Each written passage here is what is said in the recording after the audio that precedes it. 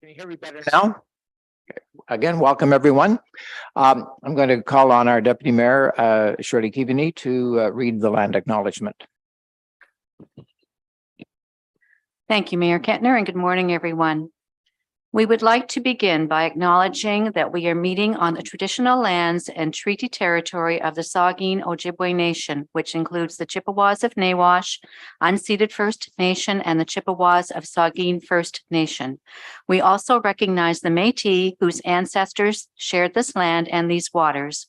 We extend our gratitude to all Anishinaabe and Métis peoples and their descendants, past, present, and future, who continue to care for and inhabit these lands and tend these waters. Thank you. And I'm going to now just ask you to engage in a moment of silent reflection.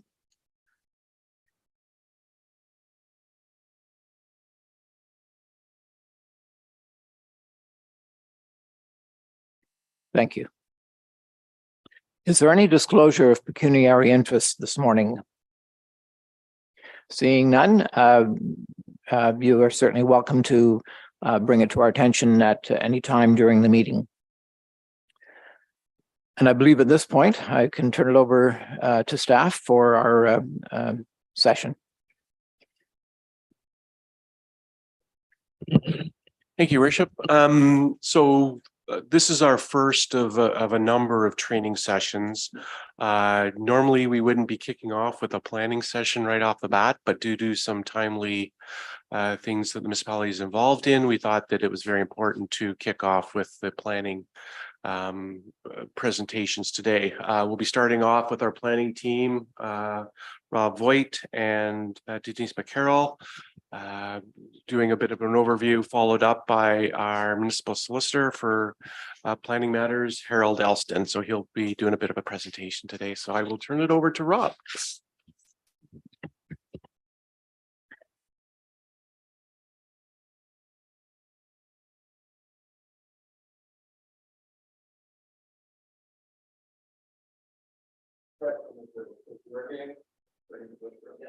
There we go.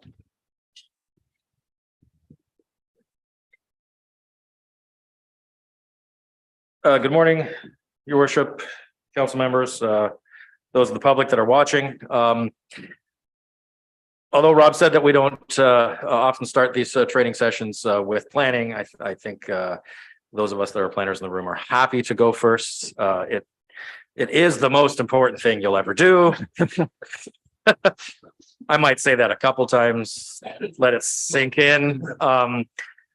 Today's discussion, as you all have received already, is your thumb drives with over 100 documents there. I think it's fair to say that perhaps as many as a third of them are related to planning issues in some way, and the way we deal with our land use management, which is in the broadest sense what planning is. So today's discussion is going to be less about the kind of legal framework or the mechanics of planning. You know, we're not going to dive into the section of the Planning Act dealing with site plan or things of that nature. There's going to be opportunities for that in other upcoming training sessions, some of which we'll be doing more face-to-face in the planning division's offices and that. So we'll have opportunities for that. And then, of course, as this term of council moves forward, when various files come forward for the first time of this body seeing it, we might do some additional introductory comments again, so that it's a refresher for those that have been on council, but also for the new council members to get a bit of a sense of how we're moving forward with that matter at hand. We need to understand that planning is more than just development application administration. I think there's a lot of people in the public that kind of feel that we're just there to process applications. And in many ways, that is if you can view it as a simple continuum, it is towards the end of the long planning process when an application comes forward. It's all the work that happens before where the real magic happens for the community in terms of guiding our future so that we become the community we want and we evolve into the community that we desire as opposed to the one that we get as a result of other people's interests. Our presentation this morning, as well as Harold's afterward, is we've designed them to be relatively short, given the time frame we have today, so that there's enough time for council to ask questions on what you've heard from our presentation.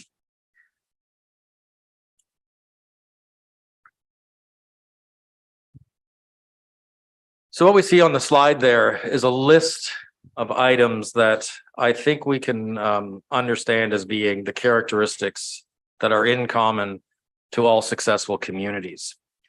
The importance of these are acknowledged by all manner of professional, associational, and government organizations. There's just a small selection off to the right there. They'll each have their own particular area of interest, but you'll see those communities that are highly successful and have a high quality of life, whose economic position is sound, where there's opportunities for people to age in community, where people can grow their families and see opportunity for new businesses. Those are the kinds of communities that all share these characteristics here.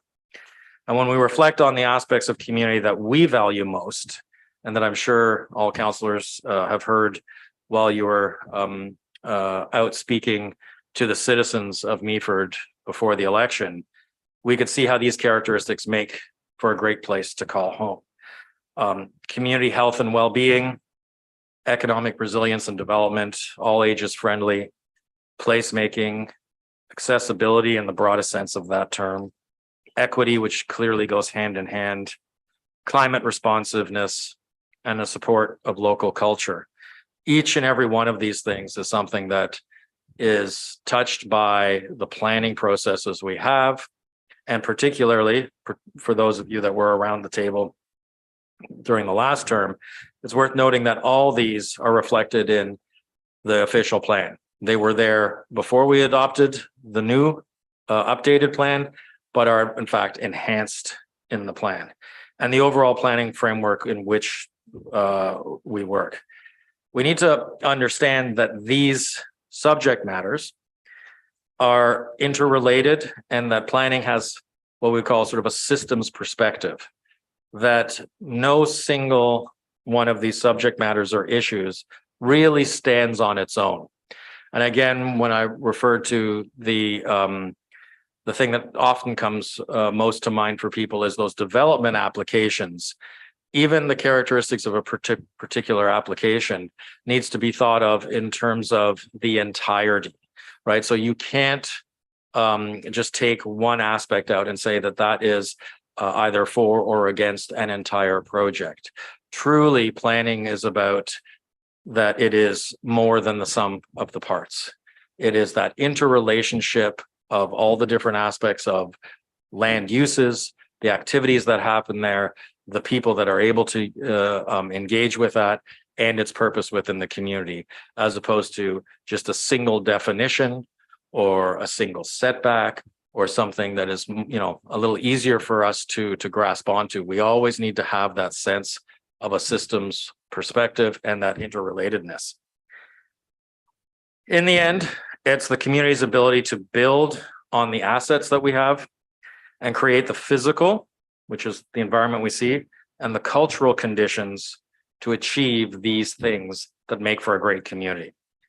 And that's essentially where we're going to begin our discussion. I'm going to turn it over to Denise in just a second. But that is what the role of planners are, to help the community navigate all those interests, help realize those assets, and work with them in a systems perspective, broad-minded way for the public interest, right? That is who the planners always serve, the public interest. It's not an individual, it's not a group, it's not a developer, it's not a neighborhood association, it's not. It is the public interest. It is everybody all the time. There are times, because of our expertise and a particular issue at hand, where we will help facilitate the raising of the voices of perhaps people that are marginalized or not heard from or seldom listened to, right? We need to make sure that we are doing our best for our outreach so that everyone's voices are heard, not just those that are in a position of privilege or opportunity to have their voices heard, right? So it's not about more channels of communication, it's better, diverse channels. And I'll come back to that at the end after I turn it over to Denise now. Thank you.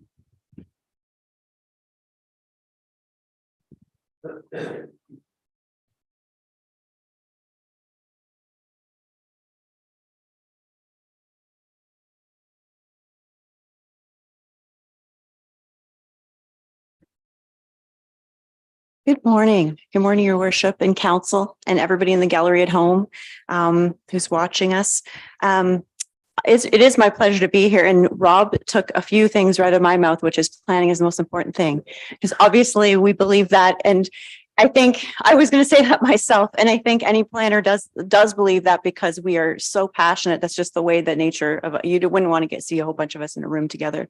Gets a little bit, we nerd out. So, but I want to say, just to touch on before I get into this further, I wanted to say, just to add another point to what Rob just finished on, which is we can see that gleaning lessons from about getting to marginalized people, getting to people who haven't been typically coming to public meetings or going to filling out surveys and things like that. We saw that really come to shine through what the excellent work that Rob did through the official plan review. I think we can all really celebrate that. I don't think I've ever seen so many excellent responses from the public who normally don't participate. And that takes work and it takes a vision, and it certainly showed us how we can do better at community engagement.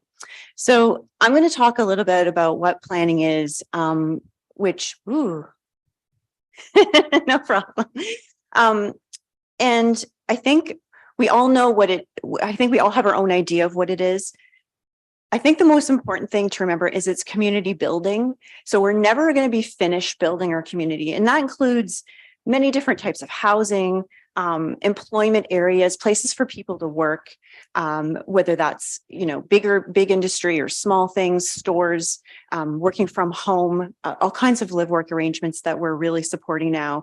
Community services, so things that we know that we need in the future, like hospitals and schools and all of that, those all form part of our work. And outdoor recreation. So places to be outside, places to enjoy our community together are all really important to what we do as a plan, as a community. But it also includes managing growth. And managing growth doesn't just mean opening up lands for growth. It doesn't just mean making sure that there's land available. It's more than that. So it means that we are responding to those changes. We're responding to the needs of the community over time, which means that our job isn't something, and I think we all have an example of this from our lives. Our job is not, as a planner, as doing planning, is not something that we do once and then in 5 years we check in and say, yeah, it all happened. It all happened the way we wanted, or in 20 years. It means constantly reevaluating and changing our plan. So everyone has probably done a renovation or planned for a trip or something that's happened and it has not gone as you thought it was going to go. And you needed to reevaluate, you needed to refocus on that goal that you have to make sure that you can still accomplish it.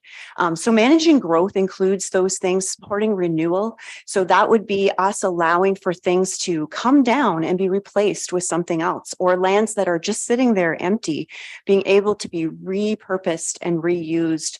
And which is probably our biggest win, obviously, if you've got lands there that are being used to their full potential. And it's also protecting resources. So I think people forget about that aspect of it.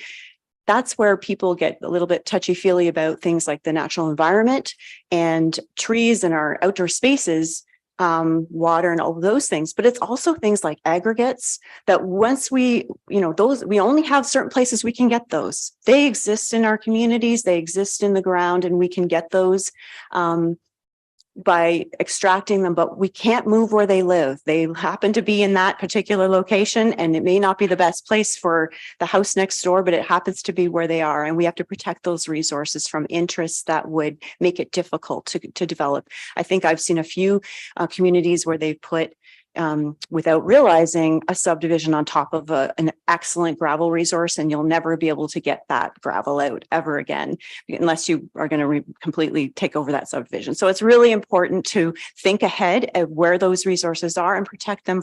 Some of them we're going to want to keep forever and never do anything with, like a beautiful vista, streams and waters that protect us long term, and the Georgian Bay, for example. But planning ensuring that the places that we need are there for now and in the future. So we're always thinking ahead to that long term. And I know a lot of us are also really focused on today and what we have to accomplish today and making sure those needs are met. But it's the long term that is the most important for planners. Here we go. So I've already talked a little bit about why plan. And why we have planning. But it's those long-term goals of the municipality, because we're going to refocus our energy today on municipal planning and looking at it that way, just because that's what we're talking about today. But we have long-term goals for our community, things like making sure infrastructure is there, making sure housing is available for people. We're looking at those long-term goals that council sets and how to fulfill those goals over council's term, but also the ones that you're going to be working on that will facilitate future works as well, because this council can only get so much done in 4 years, but then you're setting the stage for things that have to happen in the next 4 years or even beyond that. Planning allows for decision-making about things that impacts the future, but it also ensures that our community is great for everybody. People who have resources, who have their own networks, who are successful in life, already think their community is great. They can move anywhere they want to, but we have to make sure it's great for marginalized people, seniors, children, people who are not out in the community and experiencing it in the way that some of us are. I've spent a lot of time in the last 20 years in this community out there, but I've seen those people who aren't. So they maybe are not participating in the community in the way that we want them to, because they can't get someplace because they haven't got those resources. So that's our job, is to make sure the community is great for everyone. So, and I ask you, just leave this question in your minds. What would happen if we didn't do any planning and we just let things happen the way the market would allow them to happen without thinking ahead?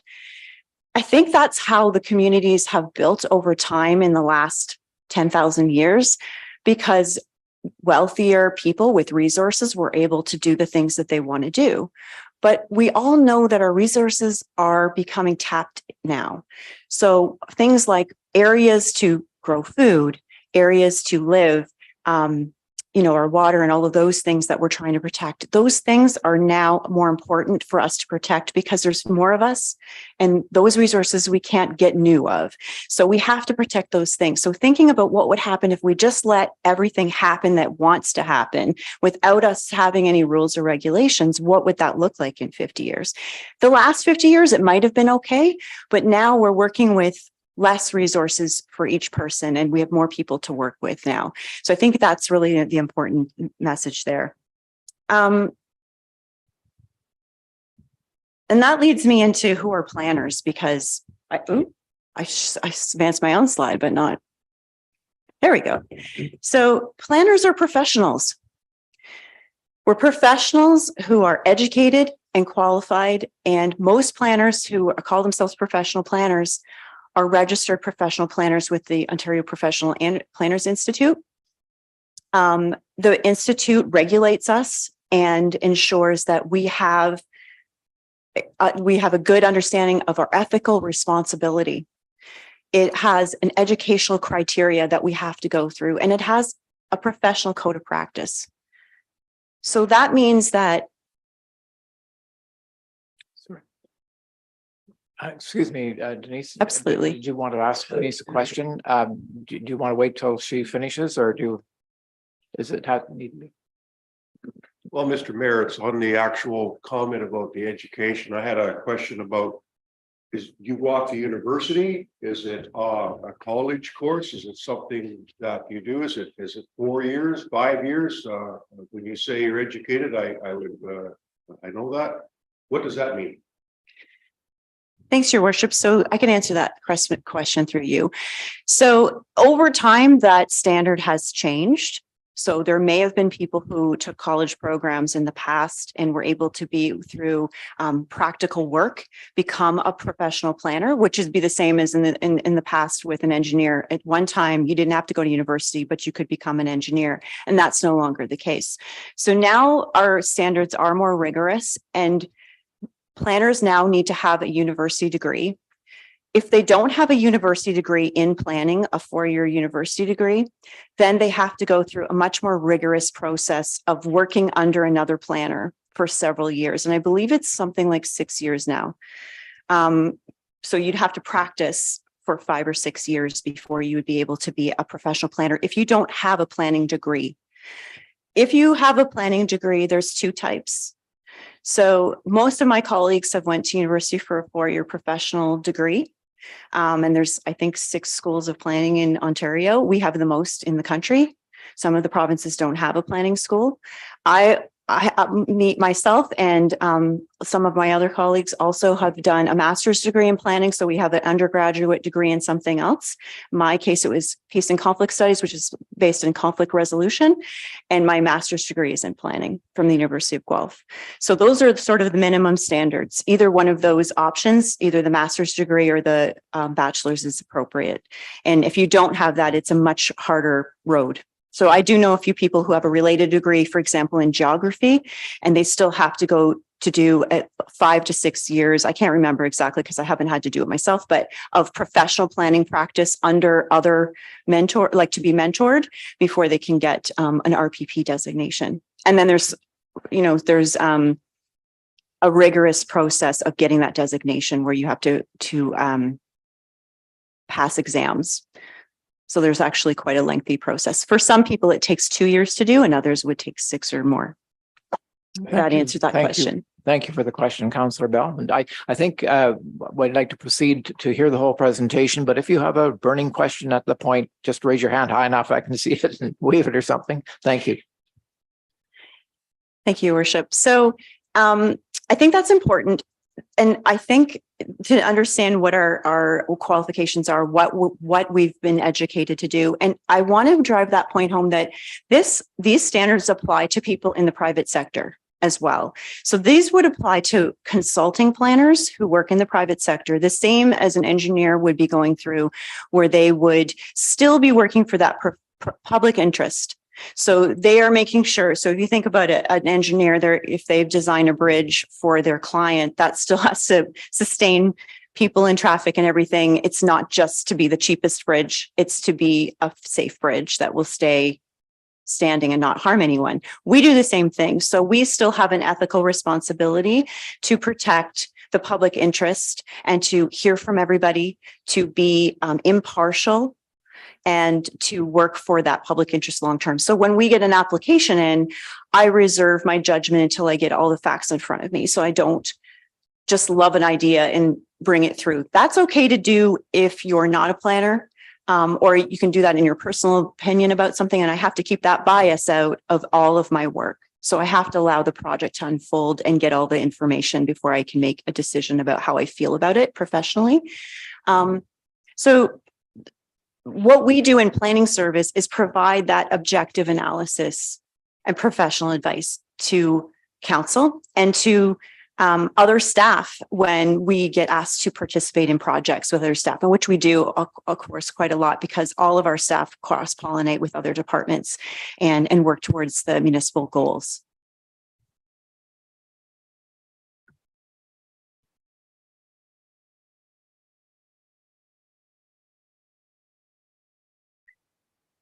So that brings me to an important area, which is to understand what planning isn't. So people in the public sometimes want us to just represent the interests that they're providing to us when they call us, when they write a letter. And in their case, sometimes that that comment that they have is a public interest thing. It may be something that everybody would agree with, but sometimes it's just something that they feel that they are concerned about. And that doesn't mean that we dismiss it, but it does mean that we may have to tease that out to understand, if somebody's proposing, if there's an, application proposed beside your home and you just don't like it, and you're coming up with all of the reasons you can think of why you don't like it. It's our job to figure out, are those things that can be mitigated, or those things that we can even worry about? And I've had people complain about a lot of very minor things that they're concerned about. And I've also had people tell me that they're concerned about things that would affect all people in the community. And when they bring those issues forward, it isn't immediately clear whether those issues are public interest issues or private interest issues. And we have to work within those interests to try to figure out which ones can we do something about, and which ones are people just going to have to accept that change. So for example, if you didn't like something being built beside you, but it's something that we want to be built there as a community, and it's within our goals, some people will have to accept that change, but we will help them work through that to try to mitigate any concerns that they have. So it's not placating those narrow interests, and that includes developers, and it's not one-off decision making. A lot of times people think that we're looking at these proposals as just if we had no planning framework. Do we like it? Is it a great idea? We have a planning framework that we're working within. We have policies, we have law that we are working within. It's not just about whether or not we like the idea. And so we're not making one-off decisions, and they're not short-sighted. So you can't be doing planning if you're making a short-sighted decision. It has to be a long-term decision that looks to the future. And that sometimes means making decisions as a council that not everyone agrees with. And you likely won't be able to make everyone happy all the time. And planning is also not helping developers do their project. We don't work for the developer. Sometimes people think they do when we get asked if we're working for them. We work for the community, which is council, because council's here for the community. That's why you're here. So we work for you, we work for the community, and for the goals that we've set. And those goals come at multiple levels, as we'll hear in future probably presentations. So we're not going to get too deep into the planning framework today because it's a lot to digest. And I think it's going to take multiple steps, and we don't want to overload you, and you have so much work to do and to reorient yourselves to your jobs. But we are working within a number of planning tools. Some of those things we have absolutely no control over at our level here. We're just working within that framework. And those are examples like legislation at the provincial level, like the Planning Act and the Conservation Authorities Act and the Development Charges Act. These are examples of law that affects our work that we work within and don't have the ability to really make a lot of change. And I'm sure council's aware of some of the changes that have been happening over the last year or so, couple of years, and especially some things that have happened in the last few weeks with Bill 23. So we won't get into those details today, but we will get into them in a future session. We're also working within a number of policies that work under that legislation. And some of those we can do quite a bit of work to adjust, to change, to affect as a municipality. The Niagara Escarpment Plan, we get asked to participate in any reviews on the Niagara Escarpment Plan. That's a provincial plan. We don't directly write it or affect the writing of it, but we are engaged in it. The official plan at both the county's official plan level and our level at the municipality, we are even more directly involved. And obviously at the municipal level, we just wrapped up the official plan review. And that was a Meaford project that we had the ability to really dig down into what we want to see happen in the community. And then there's things like the Heritage Conservation District Plan and the Community Improvement Plan and other plans like that that help further our goals by getting into those details that a lot of people want to talk about, like lighting standards and heritage buildings and, you know, street furniture and things like that, road standards and things that we do affect at the local level. I think sometimes people think that we're thinking about those as a one-off at that higher policy level, and we're not. But we're going to be going through some updates to some of these other documents over the next while as well. And then down to the very basics, the bylaws, the local bylaws that affect our everyday life. So the zoning bylaw and the noise bylaw, the property standards bylaw. These are things that tell you exactly where a house can be built on a property, what type of house, how wide is a driveway, those sorts of things. What kinds of things can you do at 2 a.m. if you want to be loud? So those are the sort of tools that we have to work with. And there's other ones as well. Some of these things we, like I mentioned, we work within. So we live with those things like legislation, and other ones we are actively renewing and refining all the time. So we might be working on the zoning bylaw regularly, making notes on it, and then doing a refresh when it's appropriate.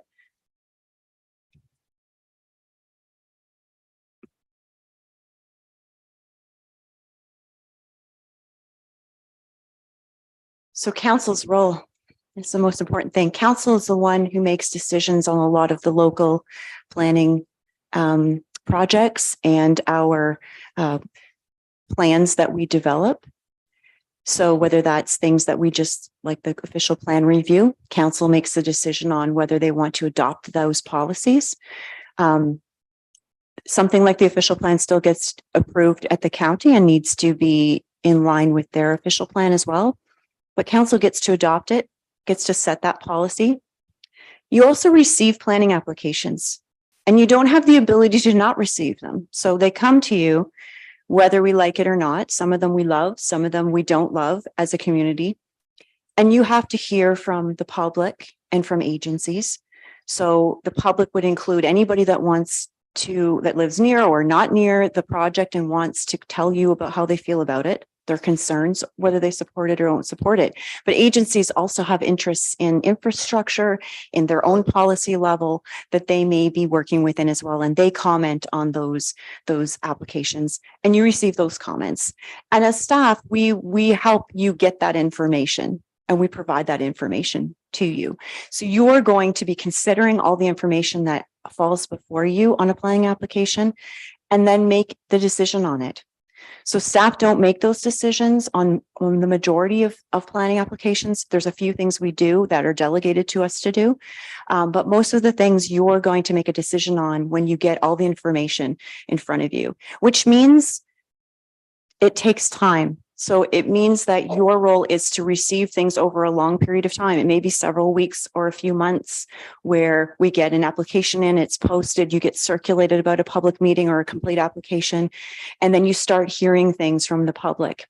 You start hearing good things or bad things from the public. You might hear letters from neighboring municipalities about shared resources or things like that, or other agencies. And then once you get to the end and we've resolved everything we can resolve, staff will bring you our kind of recommendation based on all kinds of other internal processes, like working with other staff and departments. And we'll make a recommendation to you whether to approve something or not approve it. Majority of the time, you'll get recommendations to approve because we've tried to do the work to resolve as much as we can before we get it to you. We don't want to bring you reports that recommend refusal. It makes things difficult. So we try to do that negotiation, that conflict resolution before we get things to you, the issues resolution before we get things to you. But sometimes, I just want to put that out there again, you will have to make decisions on things where you know that not everyone agrees, and you'll have to decide what is the best interest. It may not be popular at all times. So that is the job that you've signed up for. I think, is this Rob's turn? So I'm going to turn it back over to Rob.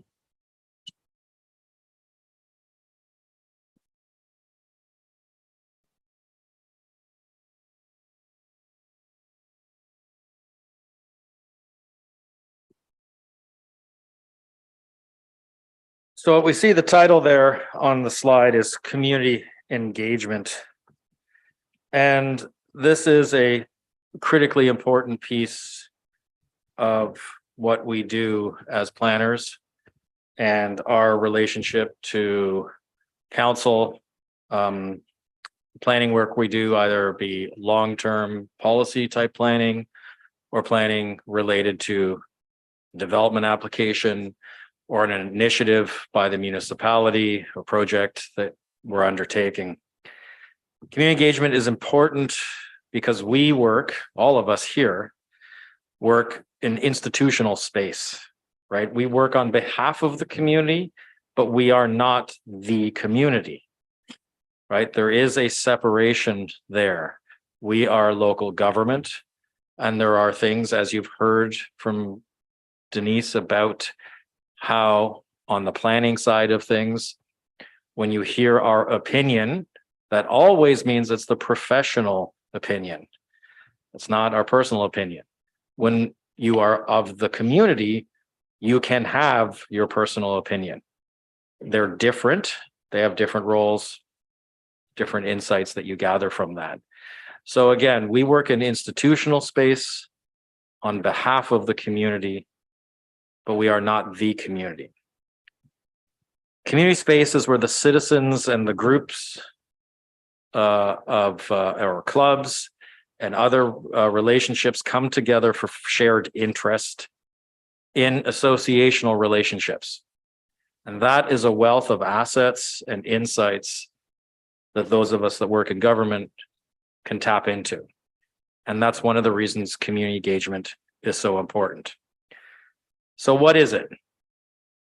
It is about efforts to facilitate the participation of citizens and community groups in the work we do as local government. It's not to convince people of things. It's not to test out their feelings about a direction or another thing. It is really about a shared relationship of communication so that we can better do the work we do, so that they can provide insights and at best engage in dialogue with us. We want that communication to be in both ways so that there's an actual sharing of ideas and concepts as opposed to just information out or in. What does that involve? Well, from a planning perspective, it means that we always need to be open. We also need to be introspective, as Denise had mentioned. We need to be as fully aware of our own personal biases as we can. That's always top of mind. That's why often the work we do is in collaboration with fellow colleagues to kind of check each other on, are you making sure that you understand what you think you understand in terms of those feelings about an application or what have you, or your perspective on a particular matter, right? So we need that introspective perspective. And community engagement is also about being curious and genuine in our communication and actions. So you've heard about the idea that we need to also take that extra effort to make sure that those that have been marginalized have a voice at the table. And that means sometimes the communication happens in a different way and the engagement happens in a different way, thinking about what can be the most effective. There are dozens of ways you can, engage with folks, types of meetings, way of reaching out to them, questionnaires, surveys, roundtables, walking audits, design charrettes, on and on and on. And they each have different strengths and weaknesses. But we also have a form of community engagement that is very formal, like what I'm doing right now, where citizens come and make a deputation to council. That's one of the major ways. They can also make a deputation during an application that is before council. And they can also write in or send an email or some form of written communication. In general terms, those are the three formal ways, give or take, that people can engage. And so we need to make sure that when we're dealing with our planning projects that we're trying to not only fit within the legal requirements of that kind of formal engagement, but as much as possible, reaching out in ways that are perhaps less formal or can be integrated into that. As I was just saying, sometimes that might warrant a roundtable, sometimes it might warrant an open house. But again, it's a way of reaching out to folks who find what I'm doing now, in many cases, quite terrifying. Public speaking is something that is commonly known to be one of people's greatest fears. This is not a level playing field. Coming up to the podium involves people that, or asks of people to have a very strong sense of comfort speaking in public. There's a high level of assumption that you're going to be using professional language. There is the physical setup of the room means that people inherently will feel judged standing here. These are the dynamics of coming before council in this format. And that's why we want to make sure that our engagement can help level the playing field so that people that don't feel comfortable in this can still actively engage as citizens, as they have a right to, and I think we should have an expectation that they are involved. As you heard earlier, this is about the community public interest that we hear and understand as best as we can from everyone, not just the people that can do this, what I'm doing now, very well. So what is, yes. Thank you very much, Your Worship, and I apologize, Director Voigt, may I interrupt you with a question just on that topic? And recognizing that we've seen considerable public engagement of late through various plans that have been before us. And can you speak a little bit to the process with relation to responding to those concerns? Because unfortunately, we sometimes hear from people who've made those presentations that they feel it kind of dies there. Can you speak to what happens after those presentations and what the responses are, how those are provided to the individuals who've taken the time to come and speak to us? Through the mayor, yeah, happy to talk about that. It's a good question. I'm going to assume that you're speaking primarily about when we're having what is referred to as a public meeting. And again, sometimes the language is a little confusing. You've heard of things like public information centers.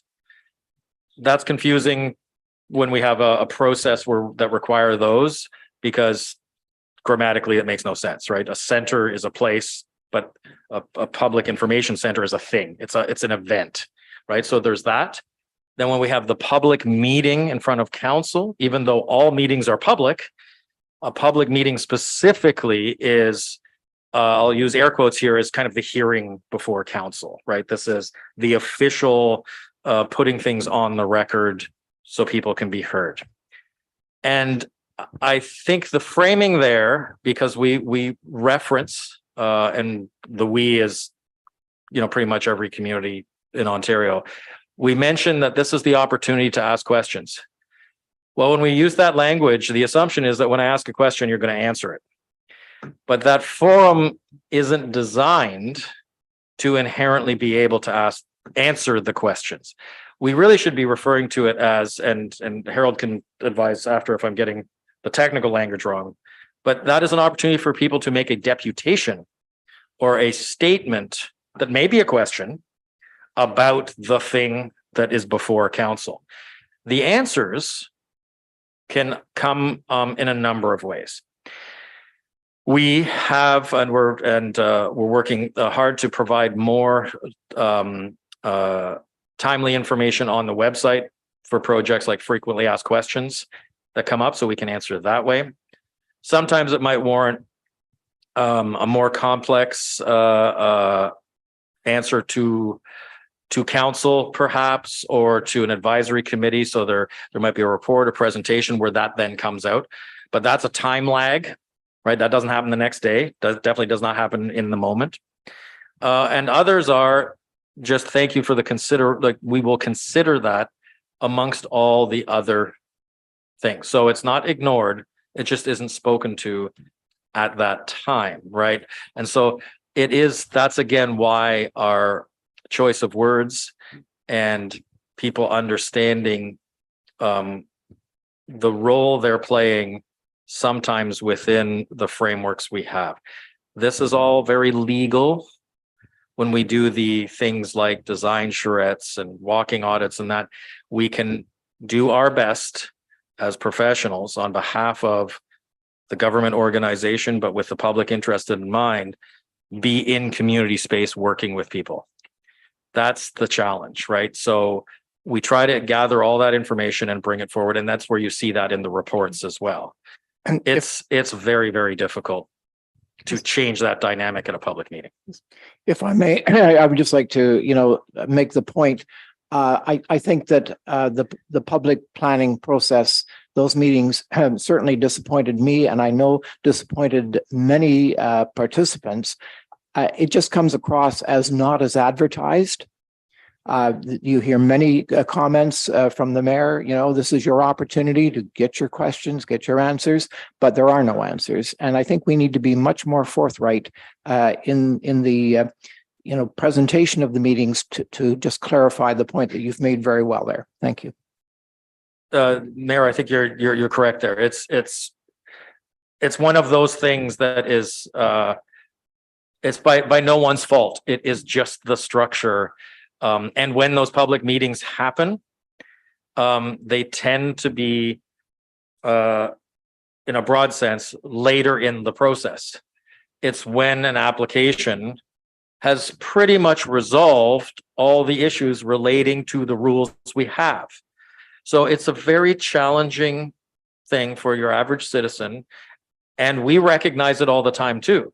We're asking folks, what are your comments about this? And if their comments from before in other formats haven't been addressed, they feel like, well, this is the only time. Most of the things have been resolved and can't be undone, quite frankly. It's the mechanics, and again, we're just dealing with development applications. They can't be undone at that time for all kinds of reasons, dealing with financing, with engineering, with timelines, et cetera, et cetera. So it is, if we were to all sit down and talk about, starting over, if we were at the province and said, how could we deal with the public engagement in the formality of it in a different way? I think when the public meeting happens or how it happens would be one of the things that we would change. But that's unfortunately outside of our purview. So that is why we try our best to provide information as early as we can in as broad a way as we can. When development applications come in, they get put on the website. So anyone who has access to the internet on the planet, technically, can see what our applications are. We also, post on the site, and we're changing how we do that so that the signs are more visible. We encourage and also sometimes facilitate open houses for applications so that when we get to the formal public meeting, that hearing moment, people have had those opportunities. I think you both have really highlighted something that is one of those, I'm not going to say broken things, but it's kind of cracked in our system that makes it difficult, right? So what is it not? It's not just about providing more channels of information distribution. So that's something, again, thinking on a systems perspective, as we said before, and getting the involvement of citizens and groups and associations and stakeholders. It doesn't just mean more or louder of the same stuff, right? So how do we reach folks that the time doesn't work for them for meetings, or that the communication approach is too formal or not meeting their needs? That's what we need to think about. It's not just about, well, let's now do more postings, more stuff online, like just more and more, tends to, if we're not careful, just skew even more to the folks that already have a position of privilege within the process, right? And that's something, again, a bias we want to make sure that we are not exacerbating. on that. So it's not just about more.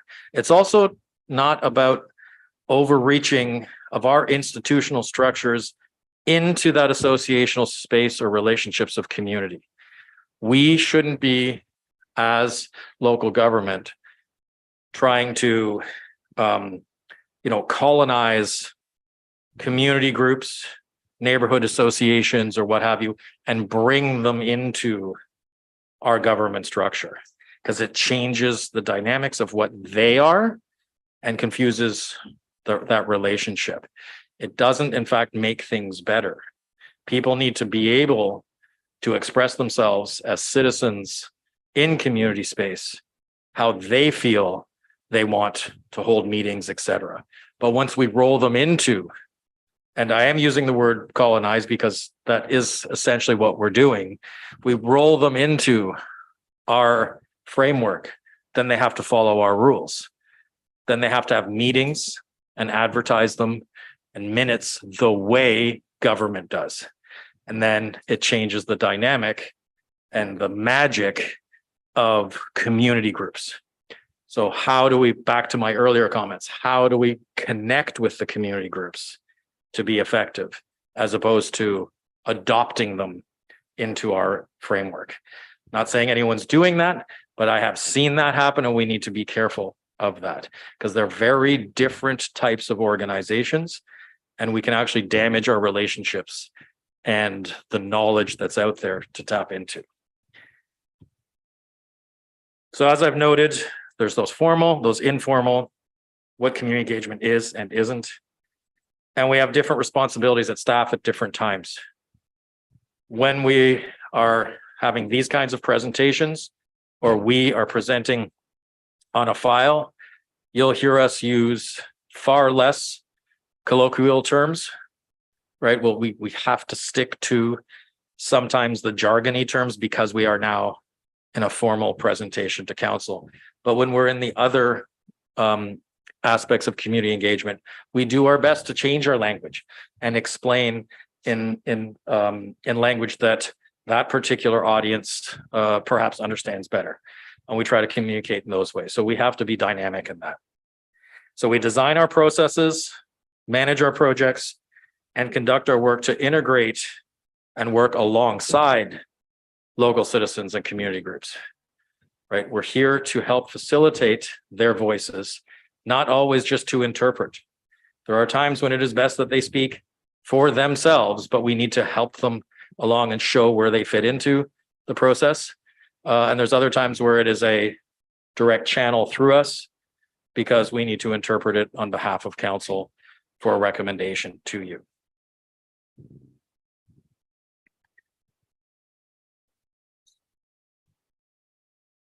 So changing. I think Sherry has a question. Your worship, thank you. And I apologize, Director Voigt, for interrupting you yet again. And you're providing a lot of education, which is really helping us, and thank you for that. But I'm wondering, in terms of the developers themselves, this education for them, does that happen during the pre-consultation stage now that we've instituted that? Or how do they as developers get this similar sort of information and understanding? Through the mayor, good question. So we often are asked by developers in the broad sense, well, what does the community want? And it's like, well, there's documents that say that. There's an official plan. There's the zoning bylaw that tells you how to implement that. And then there's all kinds of other policy documents and initiatives, and that's what the community, as through the channel of council, has adopted. That's what we want. We can't advise like, oh, well, let's take a downtown example. It's like, a shoe store would be great. We do not advise people on their projects that way. We don't, we're not their project managers. We can't and shouldn't have and take on that responsibility for them. We don't do their due diligence. When it comes to an application, we're a review agency, pretty much full stop, right? We review. Now, we guide them through that. We tell them the things they should submit in terms of our application requirements to help clarify materials on the form and function of their application, only so we can determine if it meets our policy and regulatory framework. And by ours, it means that's also how we represent council or county, OP and provincial matters through our requirements here. That's the only reason we ask for anything, is to confirm that it will meet those regulatory and policy framework we have. There are times when they will ask, should we have another public meeting or like open house or whatever? That's up to them. We can offer to facilitate some of that. That can become a sensitive matter. Again, if it's not communicated or the communication isn't received the way we intend it, then there's confusion. People think, oh, we're holding another meeting when it's not ours. And so that's difficult. Quite frankly, a lot of time applicants want to provide information that is not substantive to the application at hand. Someone's coming before council for an official plan amendment, bringing in drawings of building elevations and fly-through animations is irrelevant. And it confuses the issue. And the reason I say that is because that is a policy document that they're asking, or even at a zoning bylaw amendment, they're asking to change the list of uses or the intensity of their uses or the size, the physical size of their uses. Showing me the pretty pictures of the building, I can't hold them to that. They could show a building with polka dots and I can't make them or not make them do that at that stage. So what happens? People get all confused and they're arguing about something that's not the issue. And so we will advise them on occasion to say, make sure you're clear about your application materials. But again, we can't stop them or protect them from themselves if they want to have that discussion. And that's something I will advise council on here. As Denise was saying, it's you have the very, very difficult responsibility of making decisions on these applications. And we will, as best we can, always remind you on what is actually being asked. When council asks for things like, oh, could you show us what the building's going to look like, even if it's a rezoning? It's kind of not substantive 9 times out of 10, because you're just talking again about intensity of use, size of use, and actual list of uses.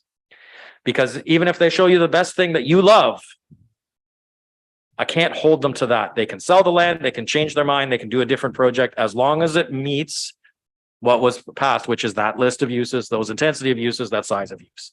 So when you ask for more information, more is not always more. It can confuse the issues.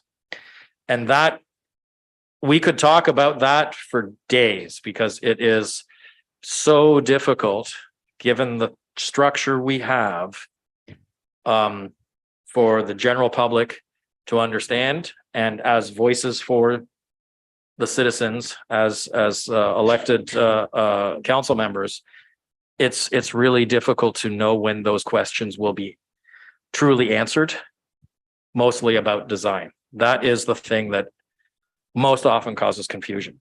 So to right back to the beginning, we don't really advise or handhold developers through that process. That is their role. And actually, in addition to that, I'll just elaborate actually on something that Denise raised, and it's the most important thing, is a developer also is hiring a professional planner. And they're bound by the same ethics and responsibilities that our staff are, and his understanding of the process. So that's the biggest benefit and requirement for a developer to have to take them through that process, is to have a professional planner who knows that process to lead them through it. I think that's also a good point in answering that question. If I can add to that, yeah, it's Denise mentioned, what it takes to be a planner, right? The planner that's speaking to you right now, I'm a bit of a weirdo because I have 2 degrees in planning. I did an undergrad and a master's. People think of, planning is a commonly used word, right? We all plan things, right? We all have cameras, doesn't make us all photographers, right? That is, as to Rob's point, when we have applicants come forward without the professional advice of planners, it really makes the process challenging. And I'll tie this to the community engagement piece. Planning has become more and more technical, and the legal aspects of it are becoming more complex and closer to the surface than they were even a handful of years ago. And so just by that nature, you can say it's becoming more and more skewed to the elite. It's just the reality of it. It is not a common practice that anyone can just jump into. We recognize that for architecture and engineering, et cetera, but because we've all done some sort of planning, a lot of people think they can do this. And it really causes a lot of problems with moving applications forward. Then they're asking staff to be their project managers, to advise them on what they should submit, like what they should design, what the language should be and all that. And that's like asking an engineer who's reviewing something to design it for you and then reviewing their own work, right? That's probably not a good idea, right? And as Denise mentioned, we have code of ethics that we need to meet. And once we cross those lines, that's just not appropriate. So again, all these things are interwoven. In terms of a changing landscape, I mentioned, I'll get a bit more into some of the legal changes that are coming down the way. But your planning division over the past little over 12 months has gone through all kinds of change as well. There's been 100% change of planning staff in the division in 12 months. The official plan's been updated. They've moved offices into an entire new building, new processes, new spaces, new everything. And that's just kind of the top 3 things that have happened. There's more to come. So as an organization, our organizational structure and culture is changing dynamically kind of every day with some big changes. And now we're seeing more of that from the province coming down. We had Bill 109 a number of months ago, which created the first wave of change in terms of the scale and depth and breadth of what they were addressing.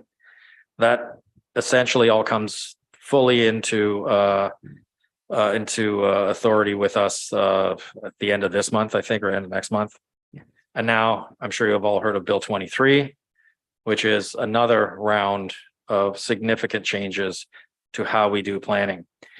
We need to remember that we as a community have roles to play as a body of the province, right? We are part of this province. And so we, like it or not, have to follow the rules of the province. That's just kind of how that works, right? And therefore, we're in this game together with our other municipalities, our neighbors near and far. Of course, the relationships and responsibilities to our near neighbors looks different than a community that is a couple 100 kilometers away. But as a province, we have the same overall interests we need to meet. And that's why we have things like the provincial policy statement that advises us on the development of county and then our official plans, and then our zoning bylaws, which are to implement our official plans, and the other tools that Denise had mentioned. Some of the items that Bill 23 now has brought up that will cause change is relating to timelines. So there's strict timelines for planning approvals that are linked, and actually this one's from Bill 109, to the returning of fees. You're going to hear a little later, and you're fully aware of some of the challenges with that. Those timelines more or less have always been there, and more or less 440 municipalities in Ontario have hardly ever met them because it's really, really difficult to meet them. Right. Sometimes it's been 30, then there's certain aspects that are 30 days and 60, 90. It's always kind of give or take a handful of months to make decisions, sometimes 120. But in that range of you have a quarter of a year to make decisions on applications, has in some form been there for many, many years. And there's been little challenge of that. Applicants have always, in recent history, been able to appeal council not, technically council not making a decision because it's still going through the process. But now the province has said, well, if you don't make that decision, you got to give your fees back. Of course, that is a big impact on the function of the planning division, and then the impact to the community's ratepayers on how we fund planning. So we definitely need to look at how we're going to move projects through more effectively and efficiently. I think the biggest change is you will no longer see applications that are paired up or concurrent. So you will not see an official plan amendment running with a zoning bylaw amendment at the same time, or those two or one of those and a site plan at the same time, because we can't. So as part of our completeness, which is, again, sounds like a common word, but it's a technical term. What we determine complete on an application will be that they need to demonstrate that that application essentially that they have the entitlements to allow for that application to be made. So for example, if they need a rezoning to rezone the use to then do a site plan for that use, they can't come in with a site plan application and the rezoning, because we'll say the site plan cannot be determined complete because you don't have that zoning yet. And until you have the zoning, then only then can we consider your site plan application. That may seem like it'll take longer for applicants, but the reality is actually pairing up those kinds of applications hardly ever paid off in terms of making it easier. Back to the deputy mayor's question and part of my answer, it tended to confuse the issues. And I don't know the history here, but I've seen it in other jurisdictions where you have an OPA, zoning bylaw amendment, and a subdivision or site plan at the same time. And the conversation is just going at different scales. And no one knows, are we talking about the OP now, or are we talking about the subdivision or the site plan? And it all gets mashed up, and it just causes way more confusion. So in fact, by forcing us to do this so that we don't have to give back our fees, I think we're going to be more effective and efficient, and that communication with all the parties will be more clear, because then we know exactly what we're talking about at that moment. Another aspect of changes is the appeals. The province is very much restricting the OLTs, that's the Ontario Land Tribunal appeals that are available and who can appeal a matter to them. Essentially, for all intents and purposes, they have eliminated what we call third-party appeals, right? So it is primarily now between council, municipality, and an applicant, and vice versa. Harold will speak more to the details about that. Another aspect that's changed in terms of this from the provincial perspective is the project scale for site plan review. So projects that are applicable to site plan have changed. So if it's a development that has 10 units residential or less, it can no longer come under site plan control. So what does that mean? It means that we have to be far more clear and specific on certain aspects of our zoning bylaw to make sure that we are primarily getting what we need. There's also mechanisms in there that they've changed what I would characterize as the urban design aspects of development that can be controlled through site plan. So we can't talk about, and this is residential, we can't talk about the the character of the building, if you will, or landscape design items anymore, as it is laid out now, so through design standards. However, the language as it right now states that we could still address issues of accessibility and safety. And under that, it shouldn't be too much of a surprise if we think about it, that the built form of where buildings are and the streetscapes that they address and all that, the safest and most accessible tend to also be generally the most attractive. So we can still, through the regulations that are available to us, make sure the buildings are positioned to properly address the streetscapes so that the shortest line of travel is to the public way of the sidewalk for pedestrians. That in itself does so much for a great built environment instead of having the buildings pushed back and having the parking in front and things of that nature. There's issues of CPTED, which is a model of thinking of its crime prevention through environmental design. We can use that to also address the openings of windows and doorways on the buildings. So we're still dealing with urban design issues, but to not the extent that maybe we wanted to or we're looking to do with the previous set of rules. So staff's already looking at how do we work within the new rules of the game to still achieve the broadest sense of public interest, as opposed to just throwing up our hands and saying, okay, we can't address those things. And again, for the third time, I'll go back and say, it's because these are all interrelated, right? Eyes on the street, you've heard from, was Jane Jacobs' phrase that pretty much everyone knows. Well, that's a crime prevention livability issue, and it relates to where buildings are, what you can see, who's using it, et cetera, et cetera.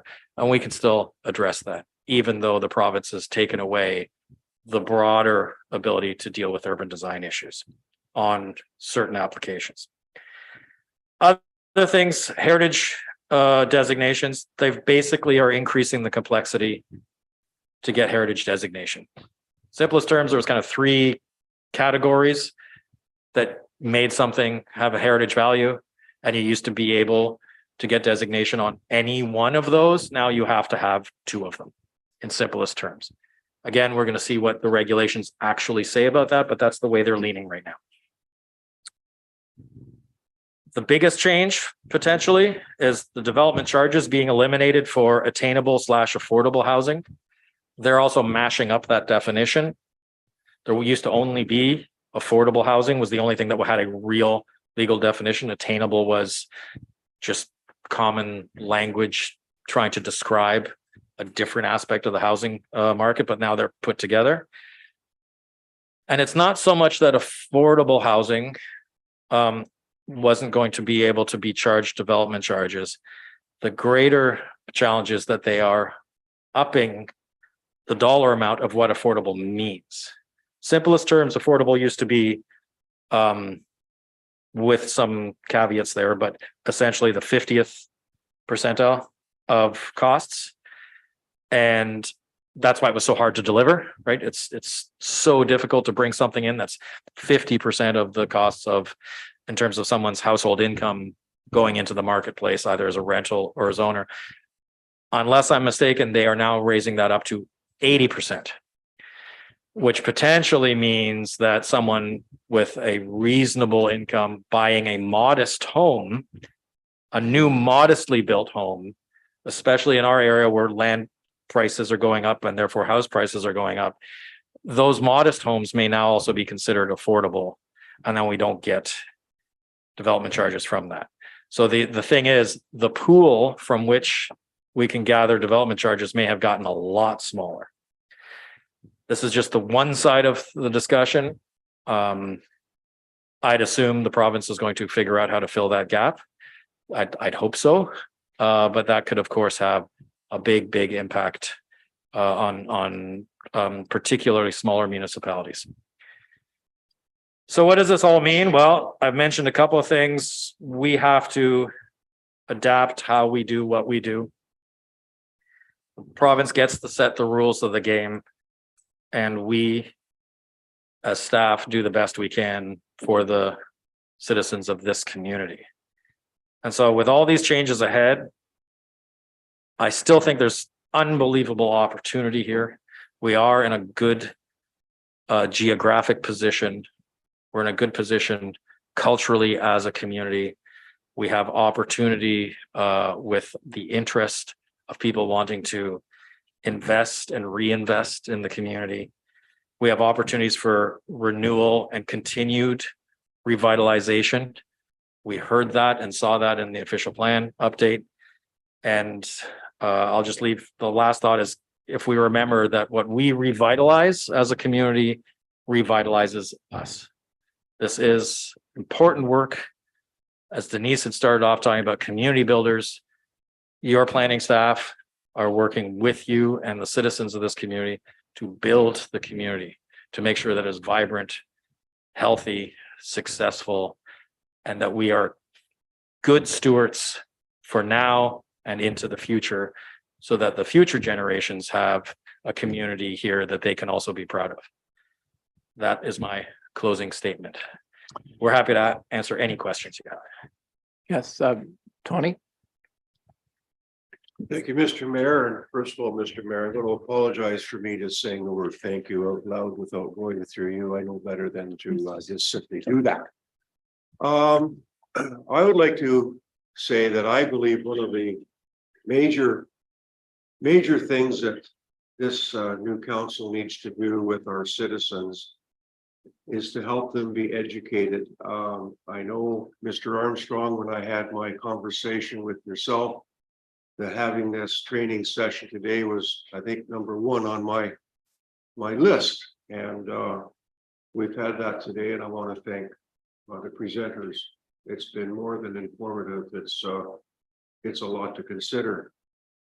I just want to say this. When we were running for election, we were asked a question for all candidates to answer. And the question was basically this: would you support forming an advisory committee to engage with developers before it comes to council to tell them what we want in this town? My answer has been put through an email, so you can look up what Tony Bell said, but in part I said, I don't know what that would do to the governance model. I wouldn't know what that would affect on the rule of law. I said this would be forming an ad hoc committee, which I wouldn't recognize, nor would I be able to view the impact of what this would truly do, as you would be asking developers not to come here. And my answer was basically no, I would not support that action. To tell you how that sits with the folks, after our inaugural meeting, I was met in the back room. One of the people said to me, "You realize that you were elected to represent the people?" I said, "Yes, we are." And they said, "Well, you have to mention things on our behalf because that's why you were elected." I said, "Yes, I try to do that." So now today, we have been told that the planning process indeed is a very long, in-depth, legal, step-by-step process, ultimately coming to council with a recommendation, for the most part, and most generally, saying that the recommendation would be to approve this. And then it's us as council that when we ask these questions, Mr. Voigt, you have said about the design of a building and whether it's got brick or aluminum and things like that, it's really outside of the action of the question before council to approve this within the rules that we have, yes or no. And so I just feel that there's a great deal of education, not only for ourselves, but for the general public. We see it when the comment was made that when the general public and the ratepayers come before council and they say things like, what will council do about this? And they are at that point in time at the podium actually demanding an answer from council. And yet truly, we are listening to them to culminate those comments. So I think what I'd like to make sure that people understand is that we understand what they're saying. We listen to them. We bear all of their comments heavily in mind. But yes, we are under rules, and rules exist. And so I did say a few times about the official plan. I know, Mr. Voigt, you heard me at various locations say, I appreciate it so much, so many people spending so much time developing this new official plan, and their voice was heard. And I recognize that. So I want to thank you for the work that you undertook in your team to do that for our municipality. But I think we really have a big deal in our hands here of educating everyone what it truly means. And you mentioned language of public meeting, public engagement. What does that framework mean? So that everybody understands what is happening at that time. So education, I want to thank you for your presentation today.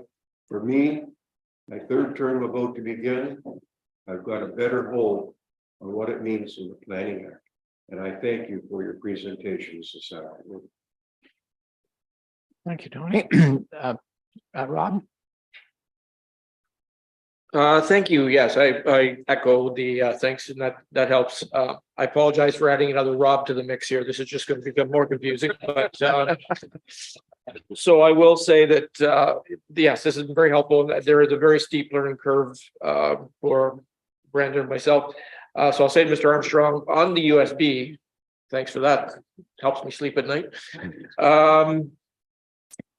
One thing I haven't found on there, and I apologize if it is there an actual existing library of the existing available development space? The reason I ask is Denise brought up a very good point. I mean, there's got to be a long-term plan. It's got to be a great vision of how this is all going to work. And when it comes to us making decisions about actually okaying some kind of development, we've got to take into account how that's going to affect recreation, social well-being, development, et cetera. So is there that actual catalog of existing development space? So we have that as a clear vision as to what exists. And so when you're okaying that, you know you're taking away from possible something else.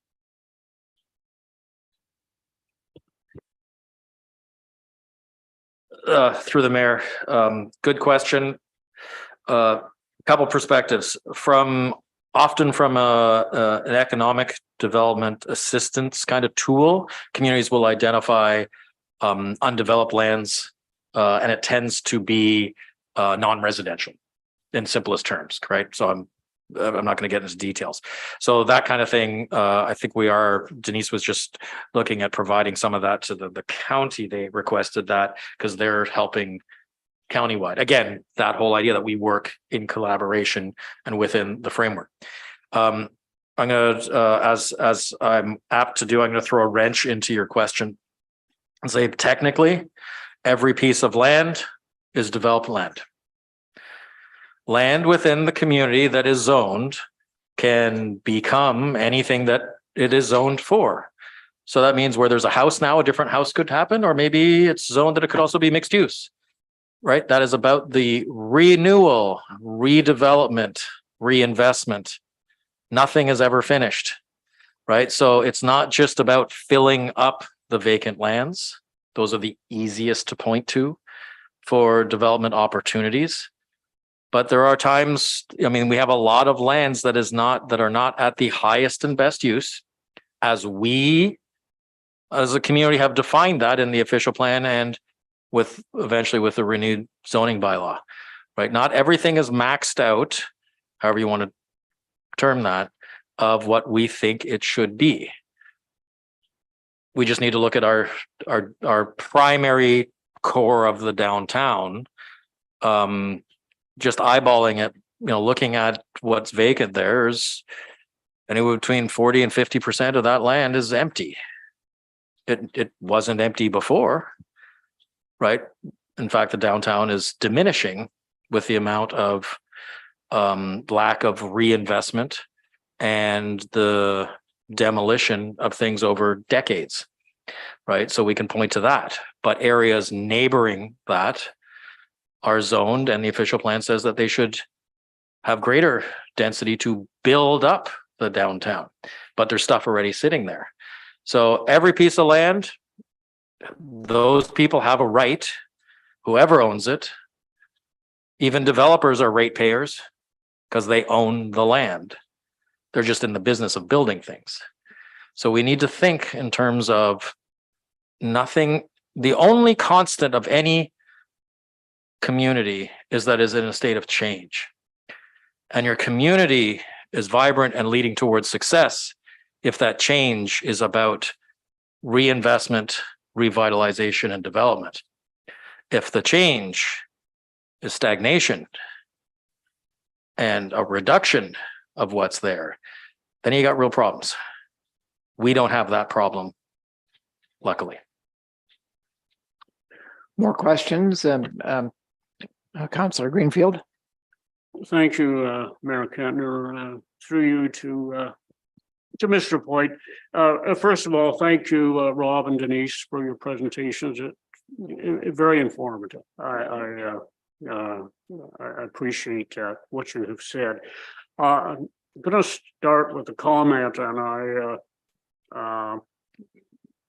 don't mean to scare Brandon and Rob, but I'll be quite honest. I'm very, very worried about planning in our province.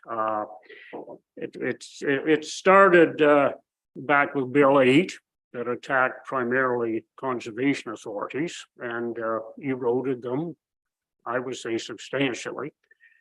Now we've got Bill 23, and Bill 23 is not only about the green belt. That area seems to get the most, public interest and the most publicity.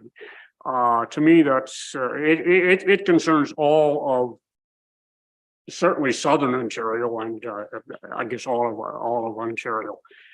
To me, it's frightening. I'm really, I don't know. I'm very fearful of how far this provincial government, with their majority, will go when it comes to planning matters.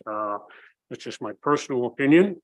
As far as DC's development charges, I can remember many years ago, and it was a provincial government of a different color, but granted us development charges, and they mentioned, among other things, what a great benefit they were going to be for local municipalities.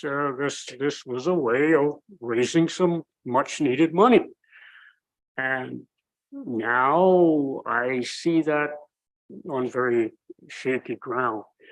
But I did appreciate very much what you just mentioned about the vacant lands we have in our urban area and the potential there. Obviously, developers have found this, and we have some properties. The former Knights of Meaford property, the former Harbor Moose property, the former, this goes way back, Canadian Tire property. I appreciate you mentioning that because there's potential there.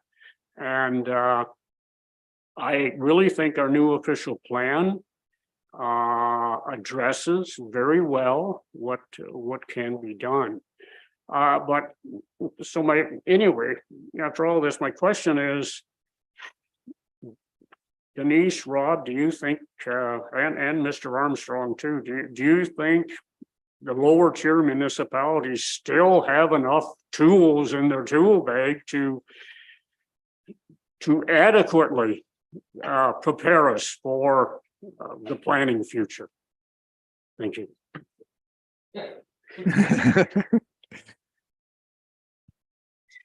Thanks, Your Worship. If it's okay if I speak.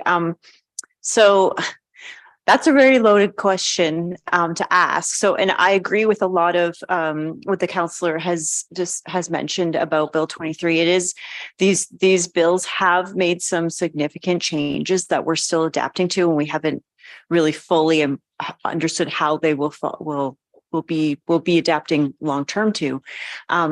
And planners are also having these conversations. We've been texting each other among different municipalities to talk about what this means. We've been following the debates and the deputations going to Parliament about it. We've had a couple at least one emergency planners meeting in our local area that was facilitated by the county. They're amazing at bringing us together to discuss changes that are going to affect us. And it's things that we're brainstorming of how to work within these changes. And so this is top of mind for us too. And we're not just going to sit back and relax on it. We will be working hard to figure out what we need to do to change. And to answer the question, so that's my preamble to Councillor Greenfield's points and question. So we agree that these are changes that are pretty significant. Some of the things we were already doing, we already had increased density on most properties to allow for multiple units, like for those accessory dwelling units and things like that. We'd already been doing that for some time. So I think some of the things that people are worried about aren't too much of a big deal for us. We can absorb some of those new changes, incorporate them in because we were already doing that. And some of them will be bigger changes. And until we see what the final bill looks like, if it does get any revisions, it'll be hard to know exactly what the effects will be. But I think we still do have a number of tools that we're working with that are really effective and give us the ability to manage growth and change in the normal way that we've always done it. It'll just be how. And I think it's just a lot of change at once. So we've always had planning actions change many times, as Councillor mentioned. Even bringing DCs into the mix was a change in our legislation that allowed us to make changes to how we work. And I don't think that this is meaning that we can't manage that growth, but it will depend on what the final outcome of the bill looks like to know what we have to do to respond. And I think Director Voigt had something he wanted to add, but I'll probably leave it at that. I feel confident that we can still do the work that we've always done, but we will be doing it a little bit differently. Thank you. Rob? Through the mayor. Three kind of general points. The concern about the role, let's call it give them the benefit of the doubt, the refocusing of the role of the conservation authorities. I'm not particularly concerned about the greatest danger that is being suggested with that, because that's not, so we have the same maps. We literally look at the same material and we know which side of a line something's on. And Conservation Authority is they're not approval agency for most of what we do. They advise us. So we as a municipality are on the hook anyway. So that work is still going to continue. Also, and I'm not saying this is 100% certain, it even happens now. But there are other mechanisms at play in the world of building things that keep things out of floodplains. Good luck getting financing of a project in a floodplain or insurance. No one's going to say, sign me up for $20 million. Please, can you make me go bankrupt by building in a floodplain? The reality is the engineers look like there are so many people involved that someone is going to say there's a red flag here. You're asking me to do a foundation design on a building, a 4-story building, wherever, somewhere. And the engineer is going to say, this is in a flood hazard area. This is a thing. Or the planner is going to say it. Or the bankers sure as hell are going to say it. Like there's some realities there that we also need to trust. It's not 100%, but it's also not 100% now. If we also look at, fair enough, I'm going to ask us to look back over 100 years. Arguably the most well-loved and the the sort of the cultural, in many ways, the cultural heart of the community of downtown Meaford, and the beauty that is there, and the opportunity to kind of dust some of that off and revitalize it a bit. Let's think about when that was built. It's the most walkable, sustainable, livable built form we have. It's also financially bringing in the greatest amount on a per hectare tax yield of anything we have. Again, tax yield per hectare. That's where the wealth is being generated. That was designed and built with no parking minimums, no public meetings, no design regulation, no height limits, et cetera, et cetera. Again, culturally different mindsets that went into it, different types of ego in representing who you were and what your building said about you and all that. But the reason I mentioned that is somehow as a society, we figured that out before. There's different rules now. Let's see how we can figure it out again. One of those ways that we're exploring, and I always get this wrong, this is one of those blind spots in my mind. It used to be called the development permit system. It's now the community planning permit system.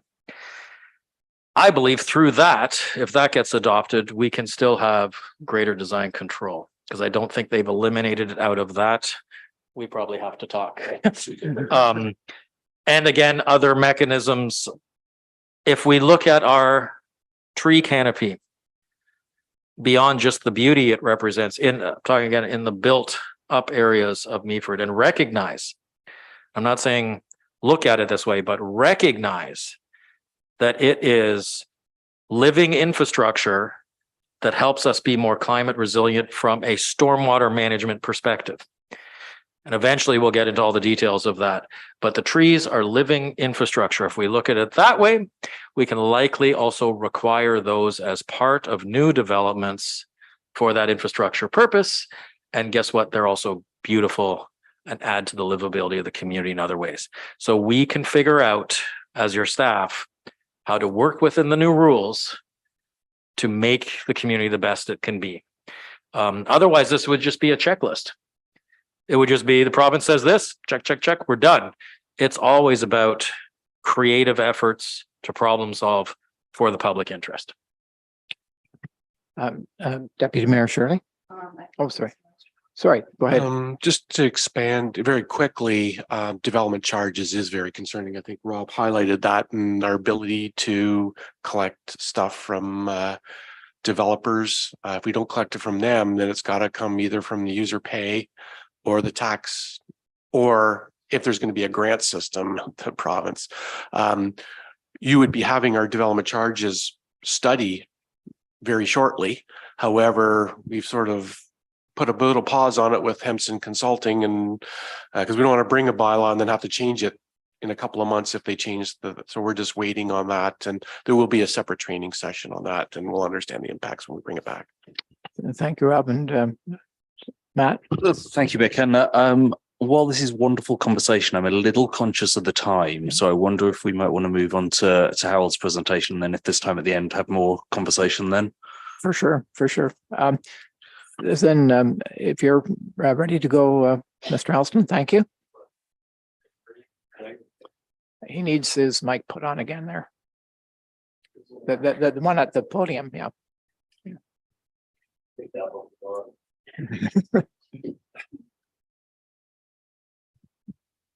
Well, thank you, your worship, members of council, for the opportunity to speak to you about this today. First, I really want to say how fortunate I think you are to have Rob and Denise and CAO Armstrong and his team.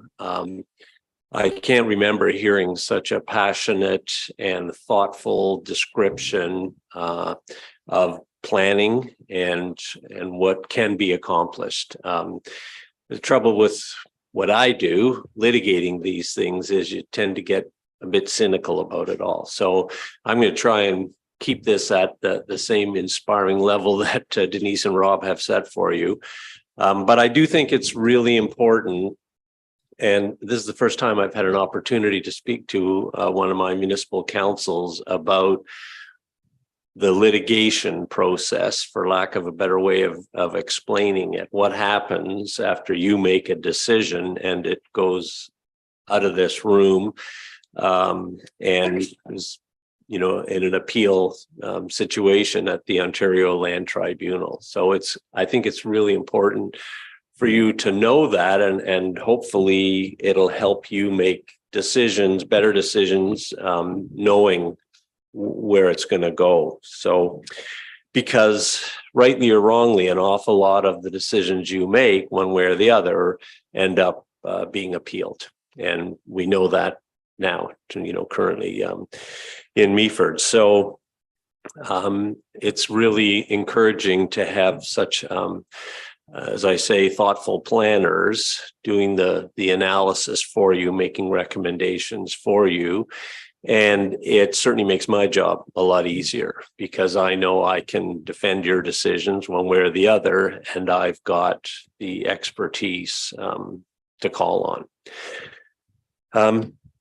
I thought I might just talk a little bit of the difference between planners and lawyers. So your planners, they are professionals that give you objective advice, their objective opinion based on their training as planners and their interpretation and application of provincial policies and official plan policies at all levels. So they come to you and give you their best advice. And it's always my counsel that you should listen very carefully to what they tell you, because they have that kind of background and training to give you good advice. My job is to be your advocate. And so I don't decide whether it's good planning or bad planning.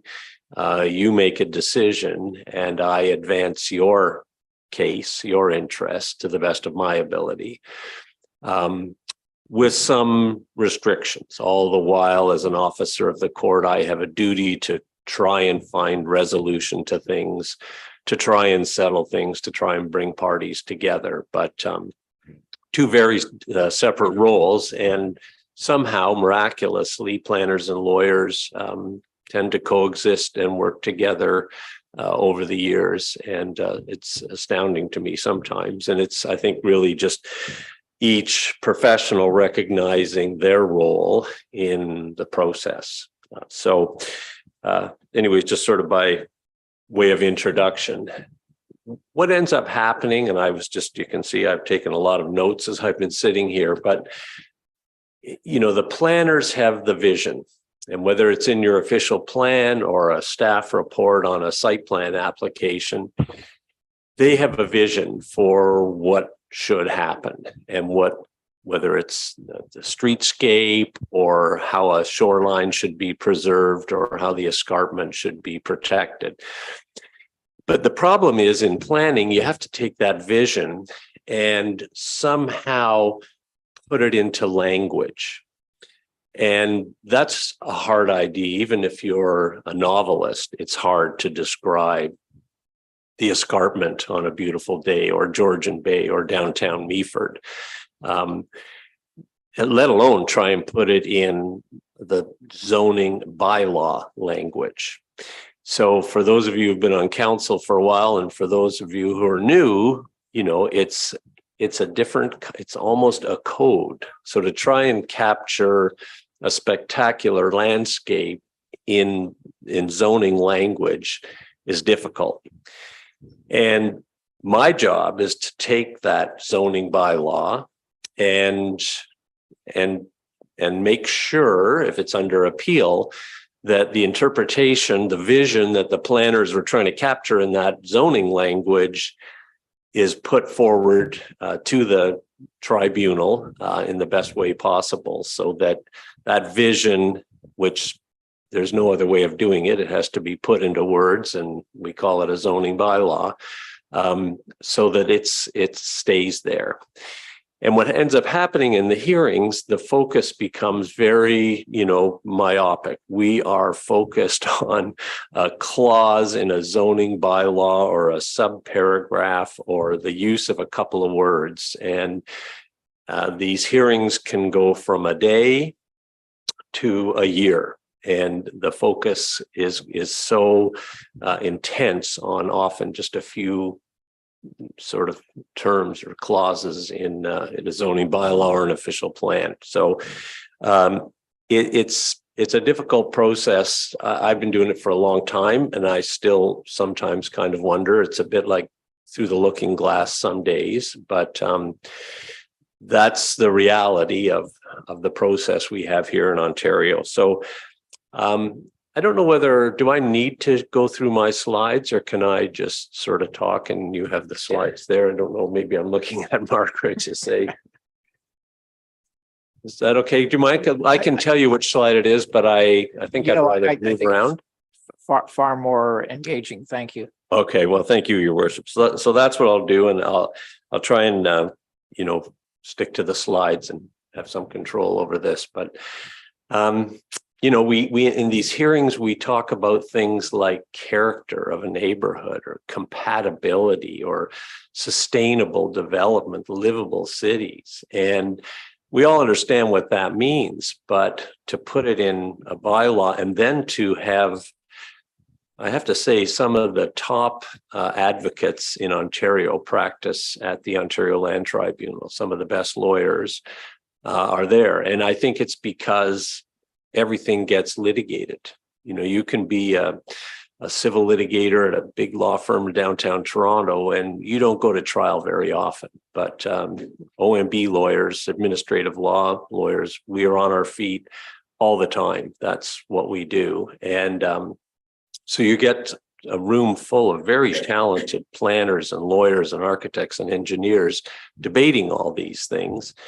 And it falls on the shoulders of often one member of the Ontario Land Tribunal to make that decision. So, it's an old process. I think the Ontario Municipal Board, well over 100 years, maybe 150 years old. And it used to do different things. I think it was originally set up to approve short track or short-term railways, short line railways. And it has sort of evolved that I think most of the work is, now planning or land use related.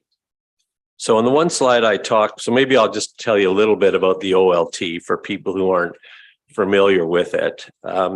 So it's a relatively new tribunal, and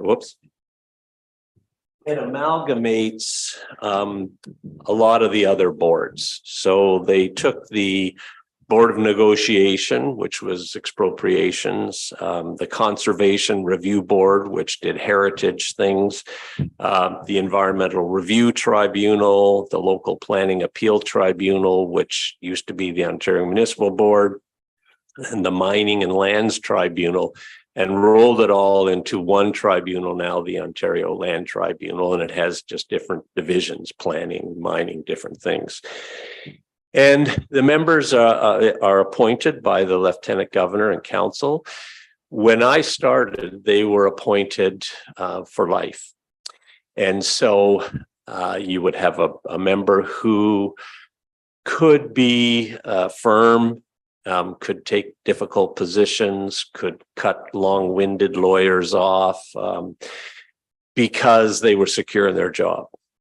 But now they're appointed for various terms. And so that changes. They don't have that sort of security of tenure that they used to have, and that, for example, judges have.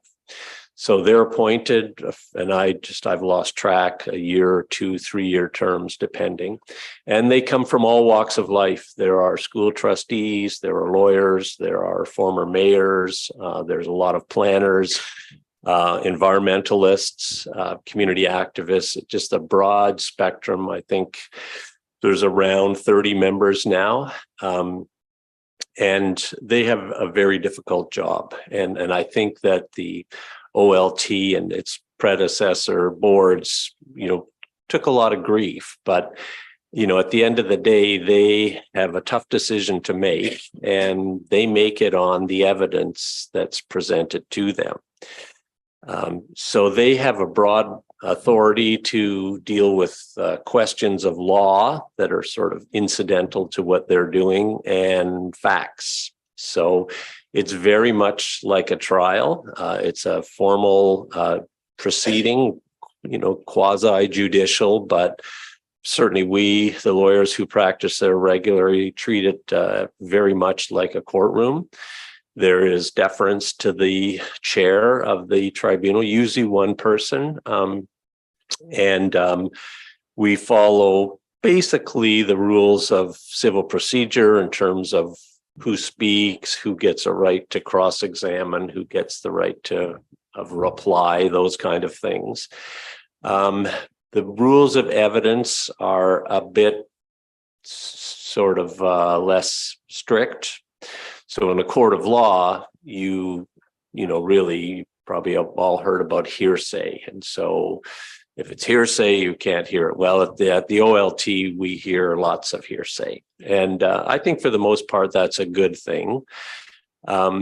But it goes, the tribunal member is able to attach maybe less weight to something that isn't being, firsthand sort of experience. So a very formal process. And you heard Rob and Denise talk about the qualifications of planners. So that's a big part when you introduce your planner. So if I'm calling Mr. Voigt as my expert witness, I have to qualify him. So I have to satisfy the chair that my planner, Mr. Voigt, has the education, the experience, the qualification, that he's given expert opinion evidence before he can be qualified. And it's a bit of a sort of a superpower that the tribunal bestows on planners, because the rest of us can't stand up in front of a judge or a tribunal and speculate about what we think will happen.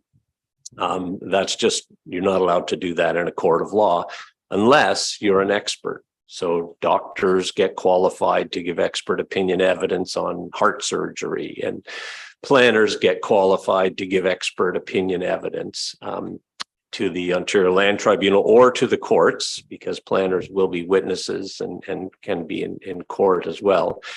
And it's an acknowledgement, first of all, of their training, their skill set. But also they have to acknowledge, we now have a form, it's an acknowledgement of expert's duty. So the planners, once they're qualified as experts, they then have to say directly to the chair of the tribunal that they acknowledge that they're there to give objective evidence, that they're not beholden to anybody. They are not going to get a text message from their lawyer while they're being cross-examined, and that their duty is to the tribunal, and that prevails over any other duty or obligation they may have, whether it's to counsel or to a private developer who's retained them to represent his interest at the tribunal. So, it's a rigorous qualification process. They're held to a very high standard, and some planners are better expert witnesses than others, but if you meet the qualifications to be an expert, then your testimony is accepted. So the chair of the tribunal is going to hear from a couple of expert planners, is going to hear from expert ecologists, maybe hear from traffic engineers, architects. So you have all of these experts opining on one side or other of the issue, the application. And it's become a very formal, long process. And so we have case management conferences where everybody gets together and decides who are the parties are going to be, who are the participants, what are the issues.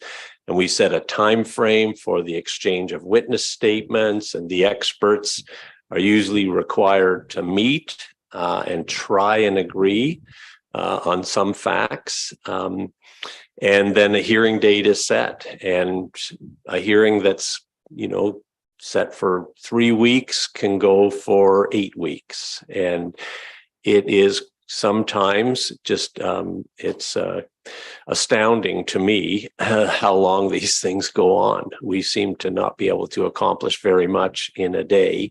You always need 2. And on big matters, we give ourselves 3 weeks, and then we're getting our calendars out and seeing what everybody's doing in July of 2024.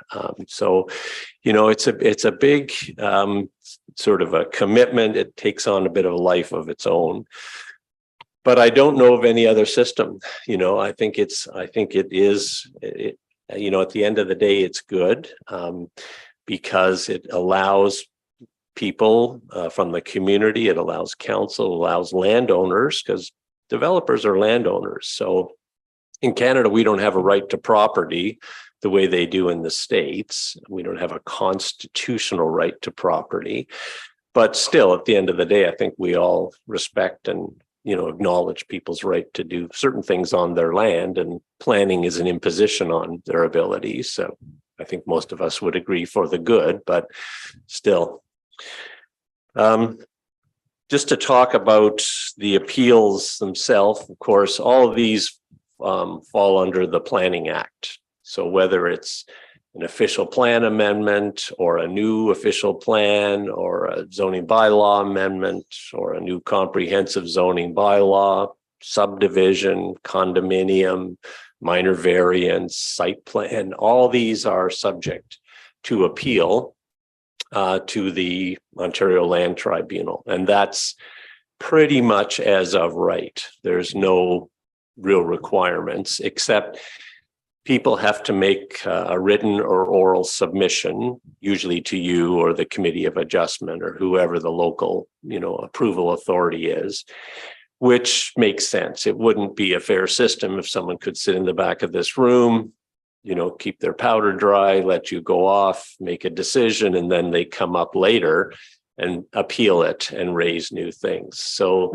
there's sort of a duty on the public, and they're of course encouraged, and that's why you have public meetings and give lots of notice, because for them to qualify to appeal, to preserve their ability to appeal, they should come to you and make written or oral submissions. And of course, those are the public meetings, and that's what you hear. And often the public meeting, there's a collection of all the input from the public, and your planners go off and process that and organize it and say there's a lot of concern about traffic, there's a lot of concern about the height of the building or whatever it is, and then try and sort of sift through all that. But other than that, if people can, organize themselves to come and see you or send you a letter, then they can appeal, and it sets off this process. And there's sort of 3 main ways that things get appealed. First of all, you have an obligation, depending on what the application is, to make a decision within a certain amount of days. So I think site plan might be 30 days, official plan might be 120 days. So the clock starts running once your staff tell you they've got a complete application, the clock starts running, and sometimes the applicant just waits. And then as soon as their right to appeal crystallizes, they launch the appeal. And it's characterized as the council has failed to make a decision or refused to make a decision, which, sometimes that happens, of course. But, as Mr. Voigt was saying, it's pretty tough to do everything you have to do to comment and write a report and make a recommendation on something in 30 days.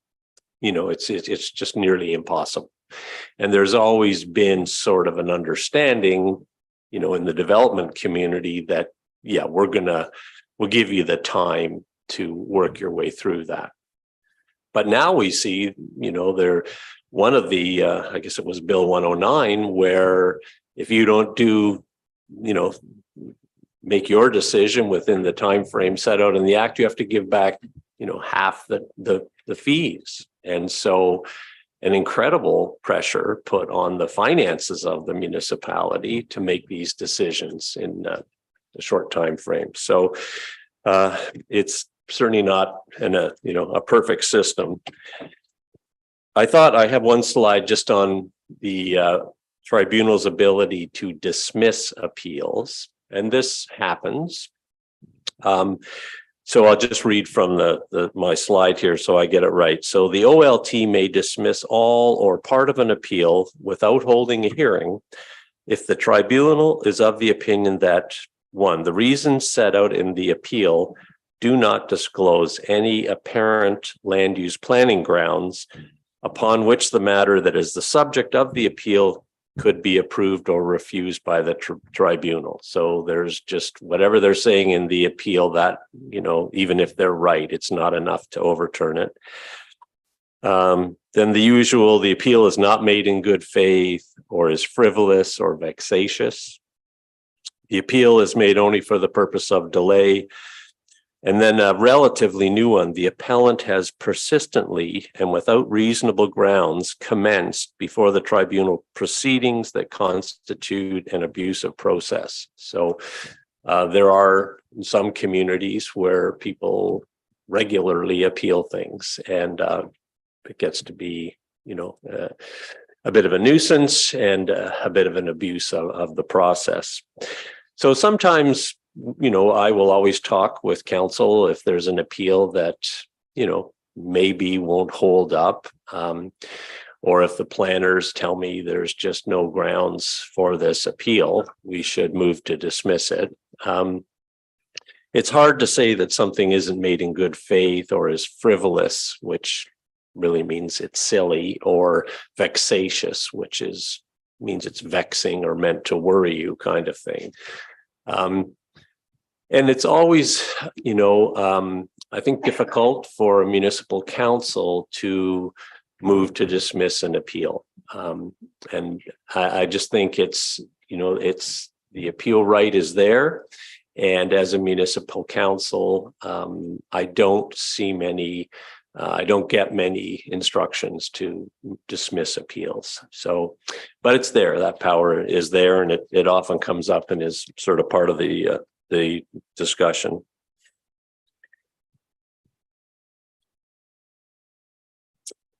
I started talking a little bit about the hearing, very much of a trial process. And one thing that is, important to note is there are sort of the statutory parties. So if it's a decision you're making, you're automatically a party to the appeal. And other people can come forward, and there's some certain grounds, basic, grounds that have to be met before they can be made a party. But, generally somebody who can convince the tribunal that they've got something to offer and they have an interest in it, they can be made a party.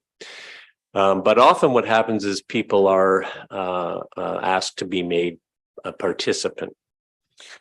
And a few years ago, I'm not sure when this changed, this might be a Bill 109 thing, but participants used to be able to, they would file a participant statement, but they'd be able to take the stand and speak, give their evidence directly to the chair and be subject to cross-examination. And, it added time to hearings. Years ago, we used to have public evening sessions where participants or just members of the public could come and speak. But now they've changed it so that participants, there's some exceptions as always, but generally participants, they file their statement and that's the end of it. They don't get an opportunity to speak to the tribunal. They're not cross-examined. They just sort of file their statement. And I think we have to take it on, faith that the tribunal member will go and read the participant statement and give it the weight that it should have and reflect on what the participant is saying. But it's not the same as seeing, somebody in the room under oath speaking. So I think it's towards efficiency must be the reason for it. but I think it's, we suffer a little bit by not having the people come up, because everybody can speak about a view of the bay or the escarpment or what their downtown should look like. As much as planners are experts and qualified, we all have a sense of what we like to see in our communities. And so it's, in a way, I think it's a bit sad that participants now have been, sort of removed from the actual hearing process, the oral part of the hearing. I think that's probably a pretty good sort of overview, and I know I've jumped around a bit, but I don't know whether now's a good time, Your Worship. If people have questions, that might be a better way for me to help you today. By all means, thank you. Questions, Councillor Bartley? Thank you, Mayor Kettner.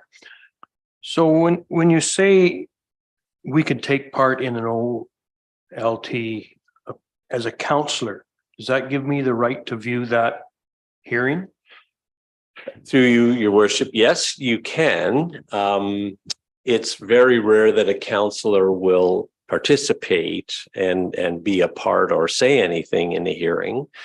I think generally the tribunal doesn't like that, if I can put it that way. I think, they are charged with making a decision based on the expert opinion evidence, and they're always aware that there was a council that made a decision one way or the other, and that, that's very much part of their role. And in fact, they have to have regard to the decisions you make when they're making their decisions. But I think for councillors certainly to try and participate is a bit awkward. And but you're a member of the public, and you can sit in the hearing room, or we do it all by video now, of course. I probably should have talked a bit about that, but it's all done virtually. And so sometimes there's 90 people watching, and councillors, there's always a link to get into the hearing.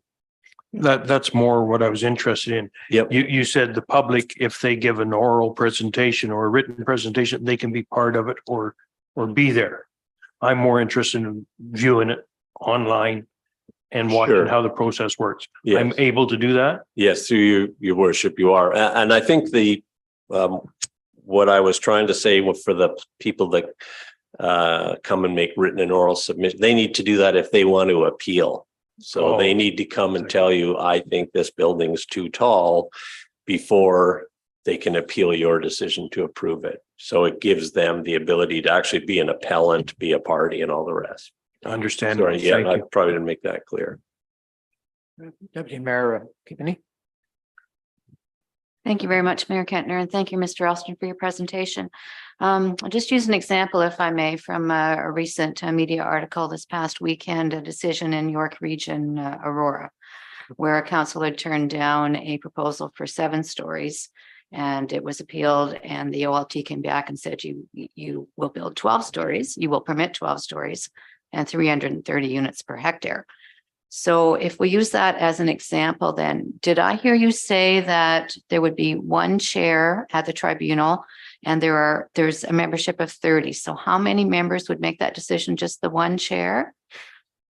Through you, your worship, yes, generally we see 1 chair. I think that the tribunal is so busy, they are spread so thin that most times it's 1 member. And does that council then in York Region have any recourse whatsoever? Through you, your worship, in the slides, I did talk a little bit about appeals and things. So the way it's set up, there's kind of 3 ways that anybody can try and have a decision overturned, put it that way. So there is an appeal to the divisional court from a decision of the Ontario Land Tribunal, but it's only on a question of law, and you need leave of the divisional court. In other words, you need permission of the divisional court to hear the appeal on a question of law. And the way the cases have worked out, the courts have said it better be a pretty important question of law. So most of the decisions that the tribunal makes, they don't really involve questions of law. It's mostly facts. And so it's very hard to, first of all, establish, you know, that there was an error made on a question of law.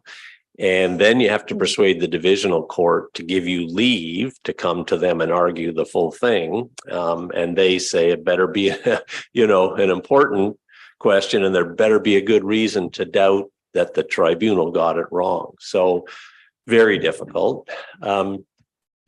Most tribunals have a clause in their act that allows them to review, change, amend, modify their own decisions.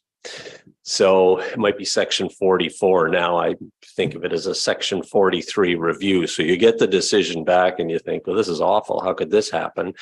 So you can write to the chair or a vice chair of the tribunal and say, you know, we've got the decision on the building in Aurora, and it's just wrong for all of these reasons. And we think your, you know, chairperson made the wrong decision, didn't get the evidence right, made all kinds of mistakes, didn't give us a chance to speak or whatever. And you send that off to 655 Bay Street, and the tribunal will look at it. And in some cases, they'll grant a review. They'll say, yeah, that didn't go as well as we would have liked, or that was a pretty fundamental mistake. And so they will grant, they can do all kinds of things, from just fixing something in it to ordering another hearing. But it's pretty rare. That doesn't happen very often. And then the sort of the last way is what we call an application for judicial review. So you go again to the divisional court by way of an application, and you say, I want a judge to review what happened. And usually an application for judicial review involves law, a question of law, but more jurisdictional things. They didn't have the jurisdiction to make that decision, or they exceeded their jurisdiction. And again, very difficult and very expensive and very time, a lot of delay. You know, the divisional court, you'll wait, I bet nowadays you wait a year to get a hearing at the divisional court on a judicial review from an OLT hearing. I mean, it happens. But I think pretty much you should regard the OLT's decision as final, and, you know, absent some really unusual or, you know, irregularity, it's going to hold up. If I may just ask a quick question, Sure. You mentioned the word cynicism earlier in your address, and so could I ask, you know, just how political the appointments to the OLT are? Yes, through you, your worship. It is a political appointment. There's the Provincial Appointments Secretariat, I think it's called. It's an office where you apply to be a member, and that there's, you know, cabinet members make the decision, sometimes right to the premier, you know, about the appointment. So it's certainly a capital P political appointment. But I think the candidates, for the most part, are well qualified. You know, they've either sat around a council table, or they've been director of planning, or, you know, in some way been involved in the land use development industry.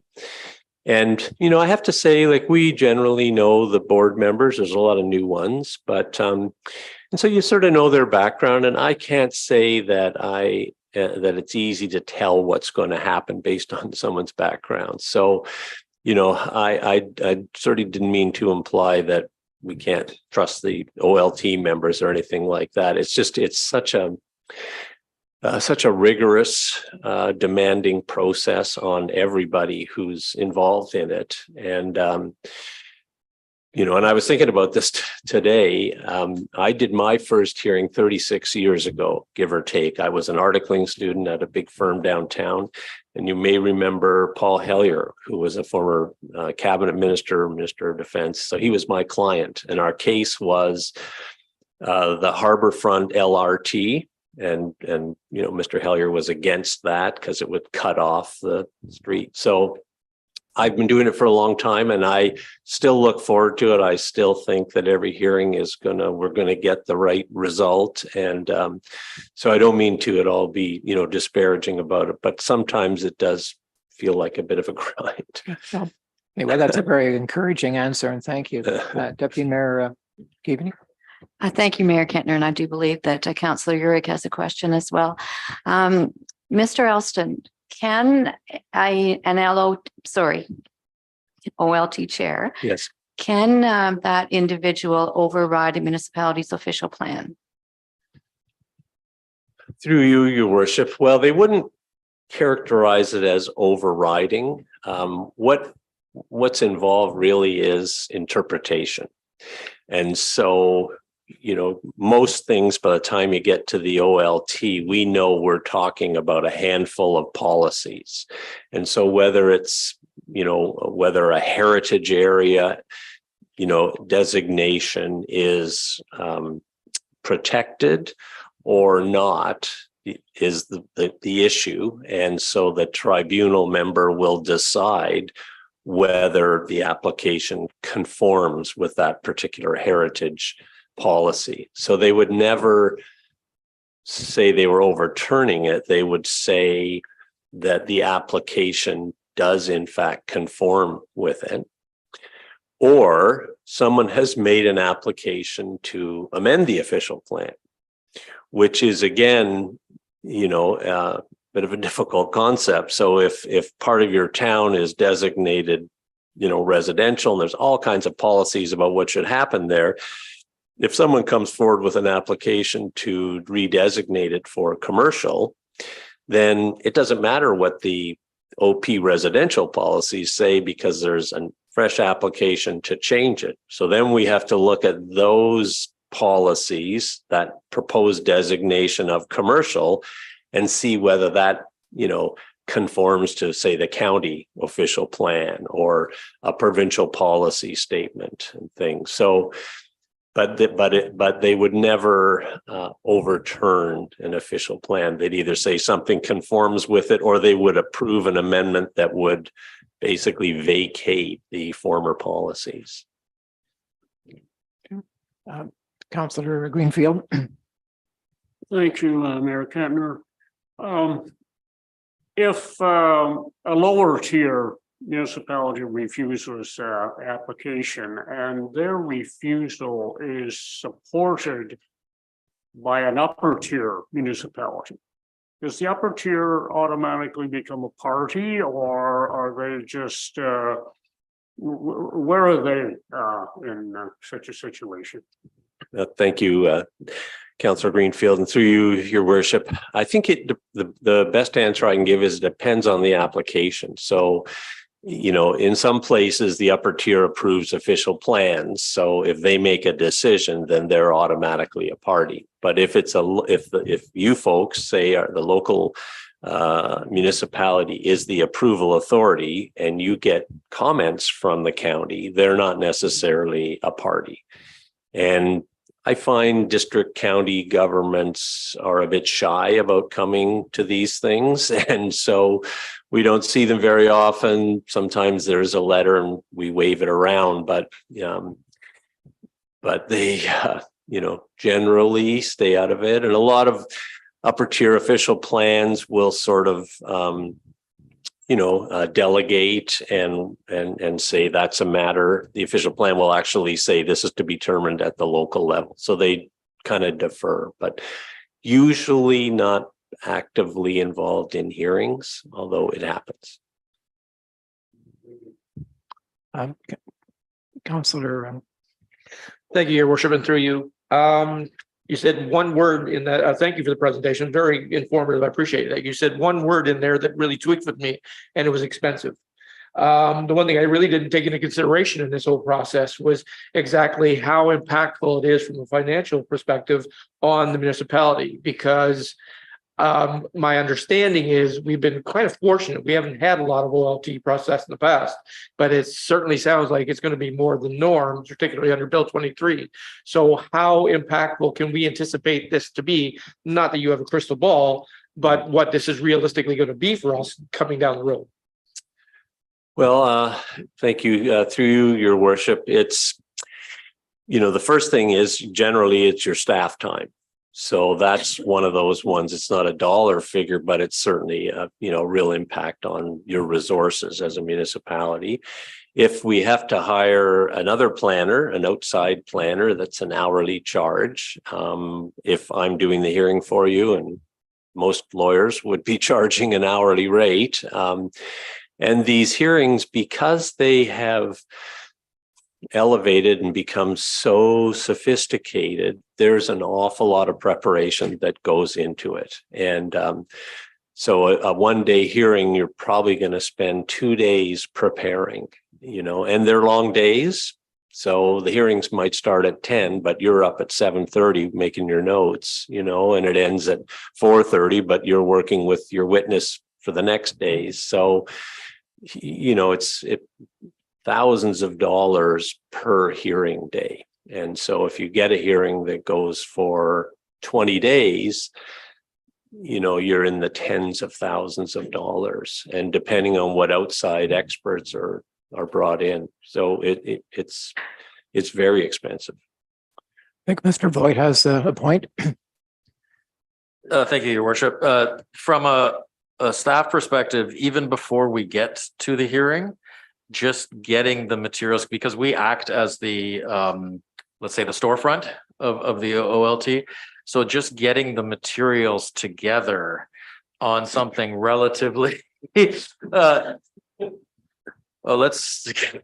look at Matt's face. There you go. That explains that. So you, broad brush, 3 to 4 staff, easily, if you could do it all, like start to finish, all 3 to 4 of them, 3 days nonstop. That is like for sure the minimum, just to get the stuff together, to make sure everything is properly packaged, et cetera, et cetera. And then the preparation before you go to hearing. And I could also say, having worked on the consultant side and on in the development industry, had relatively recent experience in the defense, if you will, of an application of a couple hundred residential units, because there were so many experts that we had to get prepared for. On that side of the table, it was ongoing meetings for many, many weeks and months, and somewhere in the order, without looking at staff time, call it $350,000 spent. You divide that by 200 units, because it's an input on the costs. That is then borne out in terms of the cost of that product in the marketplace. So it is costly all around the table. Rob?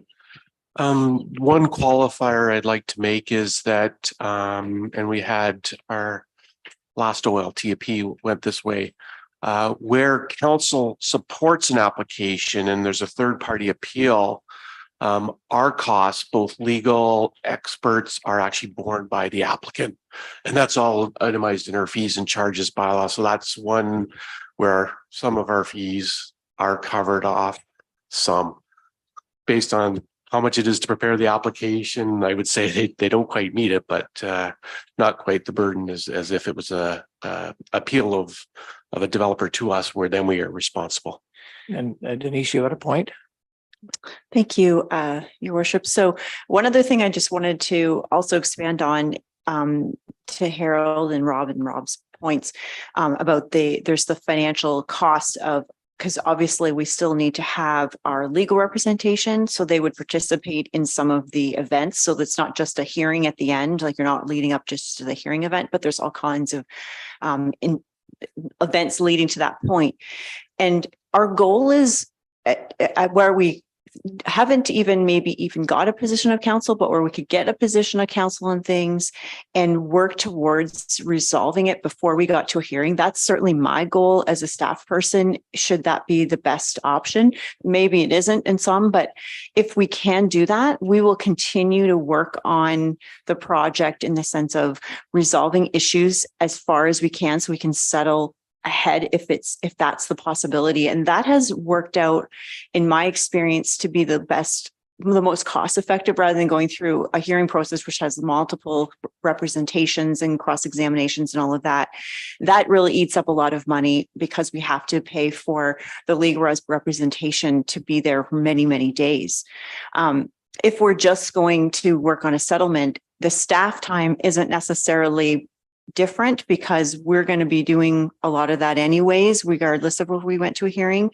But I can tell you that it is a lot of time that we spend on preparing those statements, the issues lists and the witness statements and meeting. I know one I did recently where we were able to resolve the majority of issues ahead of time and came to a settlement before I started here on a project that all the planners could pretty much agree, except for one of the neighboring planners. So one that was representing a neighborhood group. That one, we spent a lot of meetings together where the planners would meet. And of course it was during COVID, so we met virtually, but that took a lot of days. I can't even tell you how many hours it would have been, but I would bet that it was about 6 weeks of my time. But at least then we could get to a better resolution because we were all kind of agreeing on things. So that's always the best outcome, but we're going to have some of that on every sort of process that's part of the OLT, because we'll always as staff have to do some work that people don't see us do to represent the interests of the community and council's desire. Any quick questions, Tony? Thank you, Mr. Mayor, and to Mr. Elston. So we've been talking a lot about planning and about LPAT. Can a group or an individual sue the municipality of Meaford on a decision that was planning and try to keep that away from LPAT, or because it's a planning issue, will they be forced to be tied into going to LPAT? So can a group or an individual sue us on a decision that we made that they're unhappy with? Through you, your worship, I would say no. And Councillor Bartley? Thank you, Mr. Mayor. So is the proponent liable for the cost that's endured by the municipality? For example, we have one going to the OLT and council didn't even get a chance to talk about it, discuss it, or make a decision. Does the proponent pay for the cost? Through you, your worship, there are, the OLT has the authority to award costs, but it's rarely used. It's very unlikely that you're going to get costs. There has to be very unreasonable behavior sort of in the hearing, leading up to the hearing and the hearing itself. And I think for someone who has a statutory right to appeal after so many days, which I think is what's happened in a couple of things here, there would be no sort of ability to seek costs on that. They have a right to do it and they did it. And so you would have no case on costs there. Okay, and Mr. Voigt? Thank you, Your Worship. One thing I'll add to that, and I think we're talking a lot about the kind of costs that can be easily accounted for. We have a very small planning division. A big impact is the opportunity cost of staff time being taken away from all the other things they need to do. And you can't, even if we ask to have that accounted for, the OLT can't give us time back, right? So when we are forced to take our eye off all the other balls we're juggling, that isn't a big impact to the function of the division and all the things they have to do. And it's lost forever. You cannot catch up the days that you weren't able to pay attention to other things. One more question, maybe, Mr. Eric? Thank you, Your Worship, through you. It was brought up a couple of councils ago, this is actually from legal, and this will skirt both presentations. So I naively believe in the democratic process. Bill 23, you mentioned 440 municipalities. Meaford writing a formal letter of objection or complaint to this because of its onerous results on our municipality is not going to do much. But in conjunction with 400 municipalities, is it not worthwhile effort to at least write that letter to say that we're not in favor because of XYZ, and this is going to have this negative impact wherever. Not only that, but by trying to create a mechanism where either it's even almost like a petition scenario with a form letter that is crafted that all municipalities can put forth as an objection, because Bill 23 is going to, we don't have any control. But if you get the majority of the municipalities at least lodging some formal objection or complaint, does that have any merit? Does that have any value? Well, through you, Your Worship, I think it does. I think we've seen some changes already in Bill 23. I think it's at committee now. So it's had first, second reading in committee. So it's not law yet. But those kind of submissions, and I don't know, but I would expect AMO has got a position on it. And what a lot of municipalities do, and you just see it in council everywhere.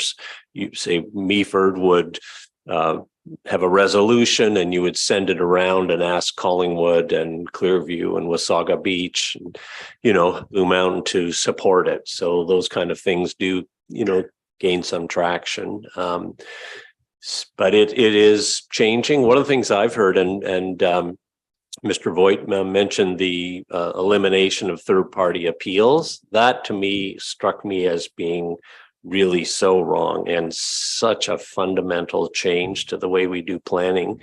And I think that they're taking that out. I think that we'll see that restored.